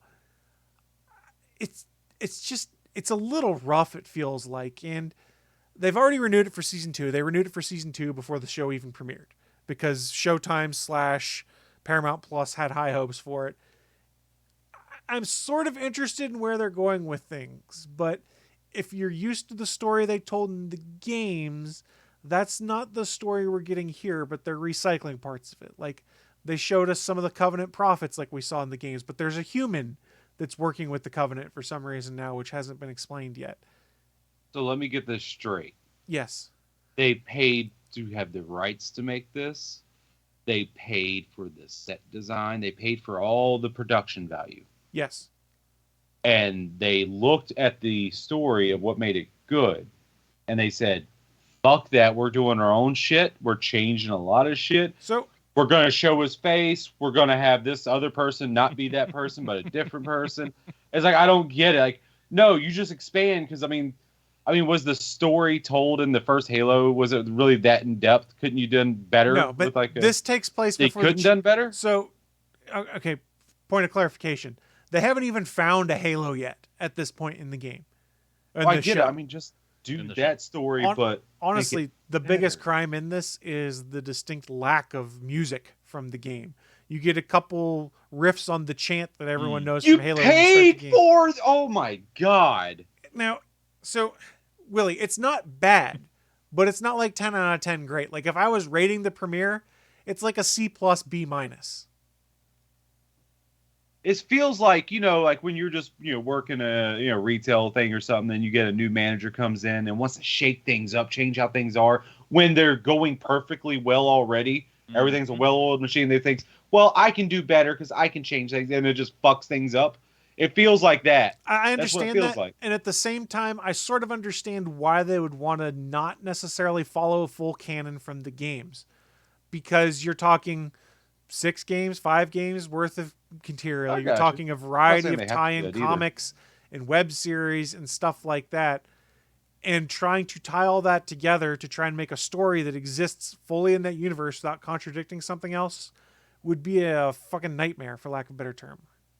So, but it's like the whole face reveal thing. It makes no fucking sense. It's like a new manager saying, "Well, yeah, no, okay. I know you never showed the face, but I feel like this would be a better decision, so we're gonna do this." Storyline. You have no input, Willie. So here's what I'll tell you. Storyline wise, it makes sense why he takes the helmet off. It's not just like take the helmet off and sit there and do stuff. There is an event that happens that causes him to take his helmet off that would be in character with something the Master Chief would do in the games.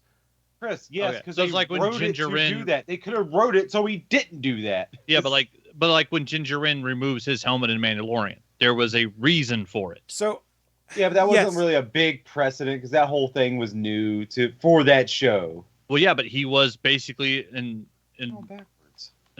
For without a better term, an orthodox Mandalorian, where weird. They don't remove their helmets, and so they gave him a storyline reason in the show that we finally saw Pablo's face. The reason he takes his helmet off without getting into spoilers is to obtain the trust of someone. Because by taking his helmet off, they're threatening to kill him. And he goes, that gun's not going to do anything besides scratch the paint on my armor. And in order to gain their trust, he takes his helmet off and says, now if you want to kill me, here's how you can do it. All right. I mean, at least that's a reason. That is a storyline reason. That's not a good enough reason. Agree In a to world where I've disagree. seen Spider-Man take his mask off 92 times for no reason And whatsoever. I hated every single time then too. Yeah. This is better. Like, at least, I mean, that sounds You like an actual you want to reason. get to him, you got to get to us. Shut the fuck up. Who likes it when they do that? Does anyone? I hate it. Look, I fucking hate it. what I will say with the Halo show is, for the storyline reasons, it made sense for him to take his armor off. Now, if they keep doing that throughout the show where he spends more time with the armor off than on, it's going to seem weird, and I don't know how you spin that storyline-wise. We didn't get to meet Cortana yet, and I know people have concerns about the design of Cortana because she doesn't look like she does in the games. How many episodes are out? There's only one. Oh, okay. I think on Slashville, people were talking about they saw 2, but I think it was the like critics reviewers got 2. Yeah, so the Critics reviewers got two. an extra one. Okay. I didn't ignore what I said about the music not being there. I mean, it kind of should have been, but it's Willie, only one episode. It's not even there in the opening and closing credits. Yeah, that's a little sad. How do you not do the Halo 2 opening? Yeah, I did see though. How do you not do that for the theme song? You fucked up already. Right. I did see though they at least did get the voice of Cortana for Cortana, but so, that wasn't originally who was supposed to play the voice of Cortana. Oh, they switched even that. Well, no, storyline reasons it makes sense. Originally, it was Natasha.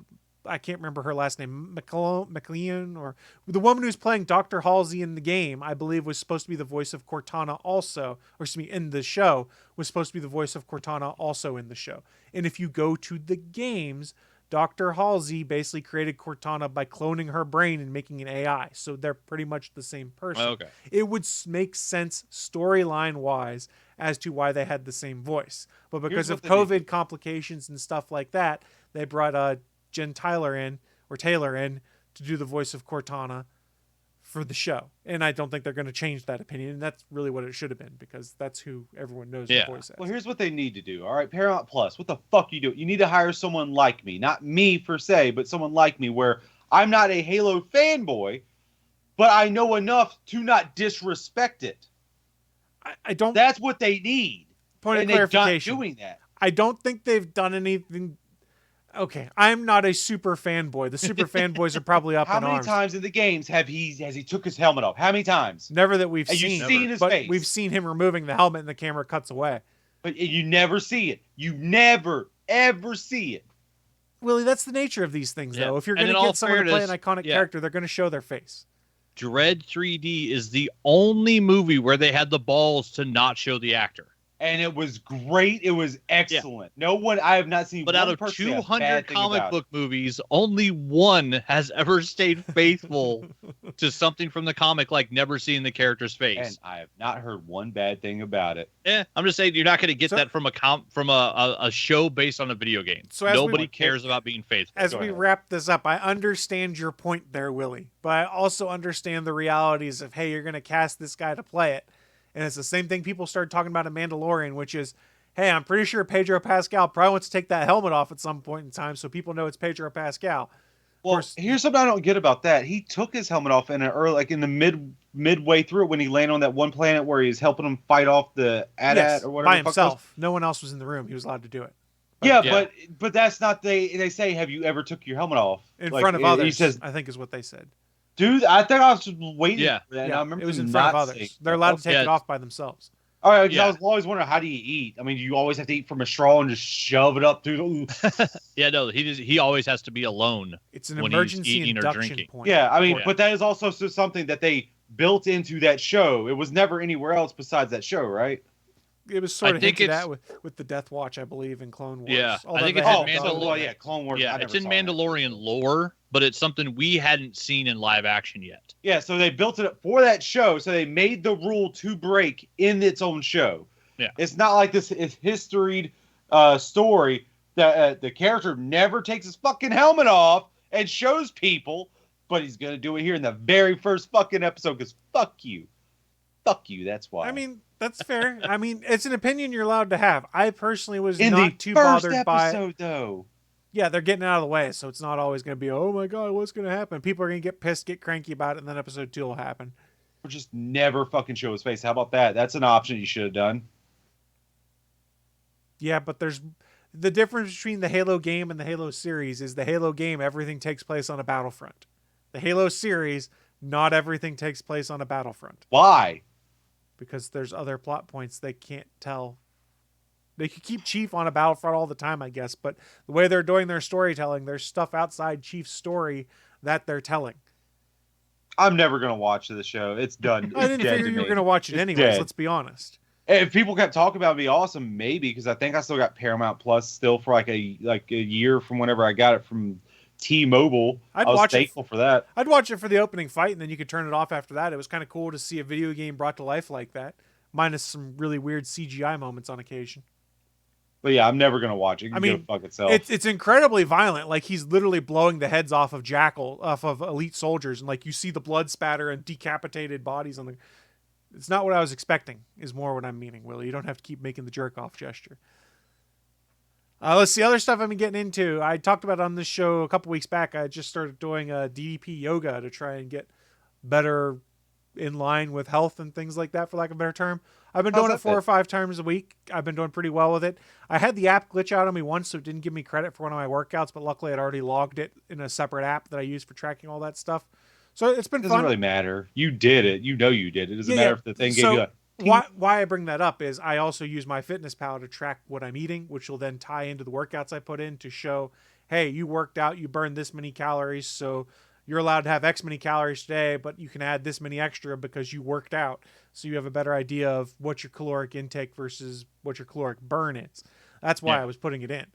So I've been having a lot of fun with it, and I just started a new workout on Saturday. It was a different one, and it totally kicked my ass, but it was a ton of fun, so I'm looking forward to it. And in 3 weeks of doing DDP yoga and starting to eat better, I'm down a little over 10 pounds. So Nice. for 3 weeks, Good I was job, pretty man. pleased with that. Hell yeah. I mean, that's a good amount of weight loss for 3 weeks. And I was bad. I was really bad last weekend because we went up to the NCAA March Madness games that were in Pittsburgh, and I ate terribly there. I had cheeseburgers, milkshakes, French fries, stuff like that. I was like, I don't give a care. Cheat days. Yeah, I'm gonna have some cheeseburgers and shit. All that. I'm gonna start doing that. Wendy's has a I'm new hungry double now. cheeseburger thing. It was good. Man, So Wendy's what was breakfast it? is where Whoa, it's at. What was it? it was double cheese something cheddar burger. Was it that liquid melted cheese? Uh-huh. That's weird. Oh, I Uh-huh. hate that. Ugh. On top of crispy fries, and I Ugh. think it had cheddar like melted into the bun. I had that for dinner last night after working. Oh, You know, that's what comes out when I go. so good. That's what comes out. So That's good. what comes out of the Rockstar Aged cow. cheddar. So good. I'm sure you Ugh, were talking liquid about form. the big bacon cheddar that just showed up on their website. Yeah, boy. Yeah, Cheese should had not that- be liquid at room I had that temperature. for dinner. It was awesome. The big That's- bacon cheddar. It I won't load mean- the menu for some reason as I try and bring it up. But yeah, I so mean, what Wendy's else am I has getting some into? Bangers sometimes, but that I don't like that liquid fucking baconator cheese. Yeah, I'm not Ugh, a I huge hate fan of I it. But hate it works That's on Arby's, liquid. though. It works on Arby's. I Works don't at do Arby's, Arby's works at anymore except for Wendy's. mozzarella sticks. Those mozzarella sticks are the fucking tits. The French dip, also fantastic at Arby's. It's We got to stop talking about food. It's so basic that Can we stop talking about food? I haven't eaten yet today, and it's lunchtime. After No, we get because done with that's this part show. of what I'm into. I got fuck sushi you. in the fridge. No. I'm good. I'll be There fine. you go. And then, like I said, went to March Madness up in Pittsburgh for the first 2 rounds, and it was fun. Got to see a bunch of games, and I was watching some on TV last night because it's March Madness still, and I enjoy watching the tournament. But that's what I'm getting into. Bachman, how about you go next? Let's see. I made my list here. I finished DMZ. That was actually pretty solid. The 4-episode limited series on HBO Max. It's based on the DC comic, but it's a very big change. If I remember correctly, the DC comic was a photojournalist. There's a new civil war happens in the U.S., and the island of Manhattan gets split and becomes a demilitarized zone between the United States of America and the Free States of America, which is the new FSA, where it's basically 2 U.S. governments fighting against each other. And yeah, the island of Manhattan gets walled off and abandoned, and a bunch of people get left there. And you jump forward, 5-10 years in the future, and this photojournalist sneaks into the island to like see how people are living in this DMZ. In the show, it's Rosario Dawson going back to the DMZ to find her son, who she lost the day of the evacuation, and he's been in the DMZ the whole time. freaking great show. Benjamin Bratt plays like the baby daddy who raised the excuse me, who raised the kid and like turned him into like this badass assassin. Like it's just crazy. It's an insane show. The effects that they did for like the deconstructed Manhattan Island are just fantastic. Some really good acting and some really just cool storytelling. Yeah, it was solid. It's only I think it's a 4-episode limited series. I don't know if they're going to do more or not, but it was a really, really well-made show. And yeah, it doesn't have much to do with the comic, which was kind of weird, but they told a great story inside the same setting as the comic. So it's not bad, because this could be the same exact world where that same photojournalist goes into the DMZ, and it wouldn't change, I think, anything that I saw. Though, I mean, I haven't read DMZ in like 15 years, but it was a really good show. Yeah, we did it's a bunch of crap around the house. I actually moved enough stuff yesterday to where we finally parked the Jeep in the garage. Hence, all of this crap behind me, because I moved a bunch of stuff into the den. I got piles of books and boxes I need to go through and stuff that needs to be, put away, and need to donate some more stuff. But yeah, we threw some stuff out on the front of our driveway to sell. We sold off a giant dresser yesterday. I gave away a bunch of stuff that I was just going to donate anyways, like T-shirts and shoes and 100 coffee mugs, just random shit.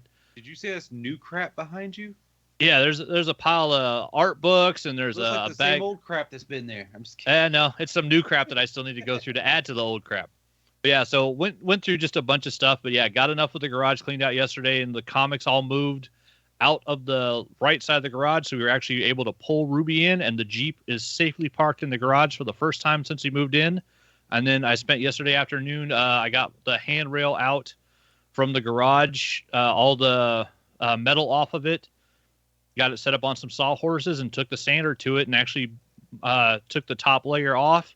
I got to hit it with a smoother sandpaper today. And then while we're waiting for someone to come and pick something else up that we're selling, I have a pre-treatment coat to put on it, and I have to wipe that off after 5 to 15 minutes, and then I'm going to lay down a stain, which is, I think it's carbon black is what it's called. So we're turning the handrail in our house to an almost black wood grain finish if it works correctly the way I'm hoping. Because, yeah, the girlfriend wanted just a black handrail because our walls are all gray. So it'll look really nice compared to, it was kind of just that plain kind of pine look before. And so, yeah, hit it with the sander, and I got a new like $25 Bauer sander from Harbor Freight, and I found my old Black & Decker mouse.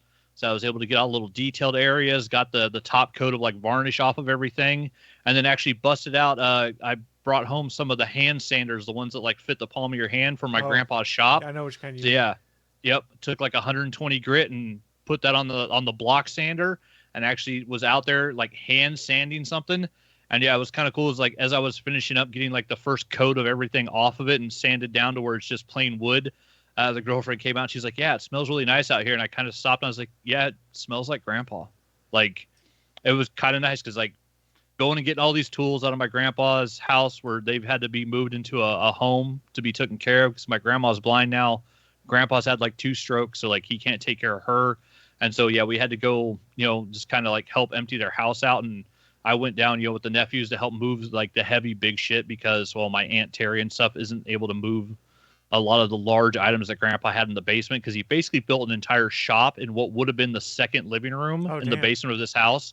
Yeah, like he's got he's got 2 different table saws, a drill press, and a bandsaw down in this what used to be like it was a living room at some point. He's like, no, this is my new shop. And he built like construction tables and stuff in it, and all the cabinets were just full of stuff. But yeah, so Wednesday, I spent my morning working and then went to work. So it was a long week, but yeah, I got some actual woodworking done yesterday, and yeah, it was nice because yeah, created a bunch of sawdust, and yeah, it smelled like grandpa. So I kind of love it. And yeah, today I'm gonna go stain that sucker. We're gonna go out and get some. We got to go get shovels and a weed eater, some more stuff for the girlfriend to work in the yard because she loves the yard stuff. Like I like doing the yard work or the woodworking stuff. But yeah, getting it to where I can actually build stuff in the garage. I actually was able to bust out my Dremel and, do a little work on the hardware that will hold the stuff back up on the wall, get those all cleaned off and buffed so I can spray paint those black as well. And then I think Willie will be happy to hear this. Ooh. I got all the Shushima banners.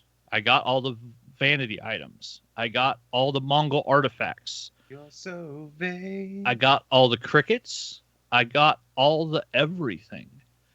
I finished collecting every item in Ghost of Tsushima. I have finished my playthrough. I have finished the story. That's what I was And waiting I for. have collected all the items. So I still need to So you play got a the new... platinum. No platinum yet. It still has two How'd you- hidden... It still says I have two hidden, but I played on easy mode the first time through. I think you have to beat it on normal. I'm guessing because I have two hidden trophies on PlayStation. So I have to check the list to see if I can find out what those are. But yeah, I've got everything checked off. Fuck, but you just go to those hidden ones, click on it, and it says press square to reveal it. Does it? Yeah, you can look at any hidden trophy you want, man. I didn't know that. I It's thought just that- hidden if you don't. Yeah, if you just click on it, it will say press square. You just press square, it will just show you what it is, what you have to do. Okay, It's hidden if you did not yeah. spoil you. I'm pretty sure you have to play it on normal. I get the don't platinum? know if it 'Cause, had. I finished it I can look on this up. I finished it on I easy got the mode platinum. in the samurai. And yeah, but I did collect everything and I don't have the platinum. So I'm assuming I need to play through on normal mode because I wanted to play it through a second time, just do the ninja and be dishonorable as hell and just assassinate everybody because that'll be a blast. And do all my costumes in black, where this time through, like I made my clan armor all white and like giant stag horns and with red attributes. Like just I made him where he was basically the specter of death, but he was an honorable samurai the first time through. And the second time through, I will not be honorable. I will be a sneaky bastard. I will be using smoke bombs and assassinating every Mongol I find. Yeah, I'm very much looking forward to that, but also it's like I'm done with Ghost of Tsushima for a while, and now I'm just trying to figure out, like, I played a little bit of that first Uncharted, and I actually really just like the movie, so I'm kind of tossing up in my head. I'm going back and forth if I want to start with Uncharted or if I want to start with BioShock. I got both of those franchises sitting there along with, Mass Effect and all these other ones. It's like, I want to play one. I'm just not sure what I want to do first. I'm thinking I might do Uncharted first just so it's... Actually, no, I'll probably do BioShock first because that's first-person shooter. And I've been doing Ghost of Tsushima, which is third person. So I might run through the BioShocks like as fast as I can just to play all three of them and then take my time with the Uncharted and then go back to Mass Effect because that's first-person shooter, right, Chris? Third. Oh, is it third person as well? Yeah. Wait, what? Well, maybe I will do Mass Uncharted, Effect. then BioShock, and then Mass Effect. Yeah, Uncharted, man. Fuck all those others. Uncharted first. Maybe I'll do The that. Yeah, 'cause story, dude, you love Yeah, Indiana I did like- Jones, man. yeah, I did like the first 2 contemporary hours. Indiana Jones, Yeah. dude. I did like the first big 2 set hours, so pieces. it was fun. But yeah, so I get to Yes. play other games now. I finished Ghost of Tsushima, and it Well, was to be awesome. Fair, Yeah. you were playing other games while playing it. Not much. I mean, I'm playing, games that don't have storylines. It was really the only storyline game I was playing. I'm playing Fortnite and Dead by Daylight. Those don't really count as like I don't really play one massive storyline game. I play one of those at a time. But yeah, so now I have other games to look forward to. So that's what I've been getting into. That I and can't look at trophies. we did on the we app. did a trip down to Jackpot last weekend, which is why I wasn't here, and we came back about $1,000 up. So we're gonna get our fireplace finished. All right, Mr. Card Counter. I wish. I try so hard. I can't do it. Got so far. I tried my Wesley Snipes bet. It worked twice. It did not work the third time. You go to the roulette wheel. Always bet on black. I put $50 on black. It hit once. Why is turned it into called the 100. Wesley Snipes? Passenger 57. Always bet on black. Okay, I appreciate that that's one. the Wesley Snipes bet. Yeah, because I've tried it. Woo! The, I was the- worried the there max for a bet- moment. The max bet you can do at the Bartons is $200 Never seen on Passenger 57. the roulette. Yeah, it's a joke in the movie where he tells the guy, "Do you like roulette? Always bet on black." And then Wesley Snipes goes and kicks his ass. And so I've loved that. It's a great line. It's a great line from a not great movie. But I've tried this I think 4 times. So you go to the roulette wheel, you put $50 on black. If it hits, it doubles to 100. If it hits again, it doubles to 200. 200 is the max bet. So if it hits a third time, you walk away with $400. And this time I made 200 and then it busted on the third time. But it was worth a try. One of these times it will work. I will hit 3 in a row. Excuse me, I will hit 3 in a row. And honestly, if we'd have got to the table, if they'd have let me bet when I wanted to, it hit 3 times in a row, but I couldn't bet the first time because I wasn't at the table yet. Because they only allow 6 people sitting and 1 person standing to bet on roulette at the same time because there's so much going on the table. But yeah, so I couldn't, once I could get up to the table and bet, black had just hit, and I like to play that bet right after red hits. Like, it doesn't matter, but just that's the way it makes sense to me. But yeah, if we could have, because black numbers hit 3 times in a row. If I could have got to the table and bet when I wanted to, it would have worked. One of these times I'll get it. One of these times. One of these times. Willie, why don't you finish things up for us? What you been getting into, sir?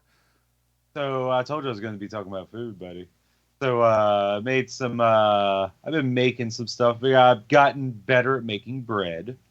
I got a digital scale so I can actually measure this out, because that's actually very important to do things by weight in baking, because the exact measurements is always more helpful than just saying, yeah, this cup right here, that's good enough.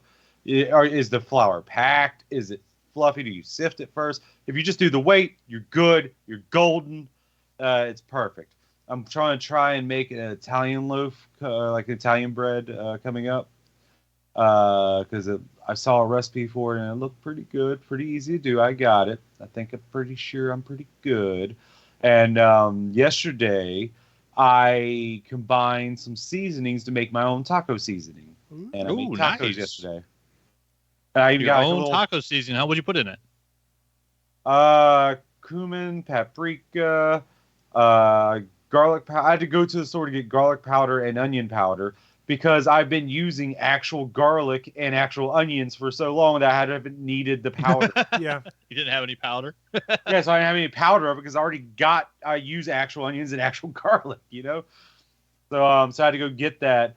God, I'm trying to remember what was all in it. Salt and pepper, paprika, chili powder, which is a mixture of different powders. What else? Something, red pepper flakes. And I think you just measure it out, or, tablespoon of this, quarter teaspoon of that, blah, blah, blah. Put it all in. I got like a little thing. I just put it all in and shook it up in there. And that's where I'm keeping it. It's like, I think it's supposed to be made for like makeup or something. I don't know, but it fits perfectly for that.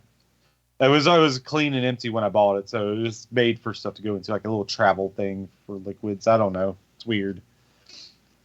But I used it for that, and it came out fucking banging, dude. Made some queso too, because I had a friend come over and Nice. two friends come over and they were munching on the chips and dip while I was doing the taco stuff. So it was a good day. It was a good day. And then the night before, I was wanting to do this and just wait for the time. With the actual good bread I finally made good for the first time. I was actually felt good. It tasted good. It didn't taste a little off or anything, which was good. What I did with this dough is I had some bratwursts in the fridge, and I just kind of wrapped the dough around the bratwurst and baked it like that, fresh. And those came out fucking good too. That And then sounds with good. leftover dough, I just made like a roll of dough. It was bread. It was fucking delicious too. Came out good. Yeah, those bratwursts. Oh, that was a good call. Pretty much like big pigs in blankets. Those are hogs in blankets. And then let me see. I finally watched The Adam Project. How'd you like it?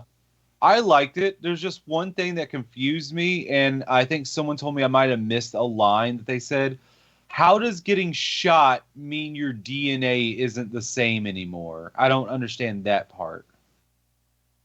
I haven't No, seen it wasn't that. When the ship scans his DNA, it also scans his physical stats. So it's like testing a Fitbit. And So it was saying he was unfit to fly. Yes, pretty much. because Okay. he was injured, I he was missed unfit that line. to fly. Someone Yeah. said that, and I just must have missed that one line. But they kept repeating the whole DNA thing, but they never repeated that part. So that's why I was like confused. Both. Yeah, it was I both. So guess I yeah. don't know what was going on. I just missed He it. basically has a necklace, Chris, where he starts his spaceship with it, and you put your thumb on it, and it scans your DNA. So the ship is DNA coded for each pilot, but it also checks your physical stats. So if you're unfit to fly, the ship will not turn on. And so that's why, he needs the younger version of himself to basically turn his spaceship on.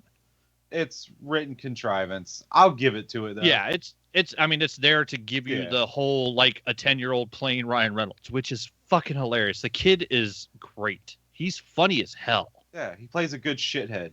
Yeah, it's a 10-year-old pretending he's Ryan Reynolds. Like, it's awesome. So that's going to be Kidpool if they do the Deadpool core. Oh, for sure. For Just sure, shut this the fuck kid up. needs to Just be shut kid the pool. fuck up. Don't We need wish some that in kid reality. pool. We need some head pool. We need some dog pool. We Lady need Lady Deadpool. Deadpool. Oh, yeah. I thought you were gonna say Gwenpool yet. No, I don't like Gwenpool. Little head pool action. You motherfuckers, it's taco time. That says Deadpool. It doesn't say Headpool. Yeah, but it's a head in a box, so I call it head pool. But it says Deadpool. It's labeled I don't care. as Deadpool. I do what I want. It's head pool. I know. Whatever, I do what I want. Whatever I do what I want. Are you done? No. No. Not even a So little keep bit. on. Get it out of your system now so we can continue on. No, I'm going to save I it for got later. Or I days. will it. turn this fucking car around. I'm going to save it for later to be maximum Even though annoying. Chris is driving. You're saving what, Chris? I'm sorry. saving it to be maximum annoying. All right. Chris, I hope you're happy we're not in the same state. Because I would fucking punch you right now. You just got one of those faces. Such a punchable face, Chris. Come find me, Might just be your motherfucker. mouth. Might just be what comes out of your mouth. Just makes me want to punch the fuck out of it. What was that about a motherfucker? I'm kind of insulted, I think. You should be. Wow. I think you're supposed Yeah. to be. Hurt my Let's go feelings. day by day. What's been going on? Nothing's been. It's been kind of slow. It's been going on. Been playing random things. Oh yes, so we're still in this tournament, this Champions Cup of in D&D, and last night had an impromptu little session. A little bit of time travel because this is technically ahead of time, but trying to get it out when people are available. He's doing one-on-one because this is more of a one-on-one thing anyway, because no one else is there with me per se. But yeah, I had to go up against a Doomwake giant last night as a part of this Champions Cup, and I beat this motherfucker's ass in such a smart way. It just worked. I don't think it could have worked any other way. Like I was taken down. So if I was one more good hit would have killed me. But yeah, I pretty much grappled and pinned this giant down somehow, who's like 6 of me tall, and then pretty much I did one strike with 118 damage. Damn. Wow. Damn. Yeah, I have a Well done. staff of striking that has charges on it, and then each charge that you do adds a D8, and it already does, just by itself does 2D8. And then I used all charges in one strike, so it adds 10 more D8s to it. And because I have him pinned, it's an automatic crit. So it doubles that. Nice. So 12 times 2 is 24. 24 D8s got rolled.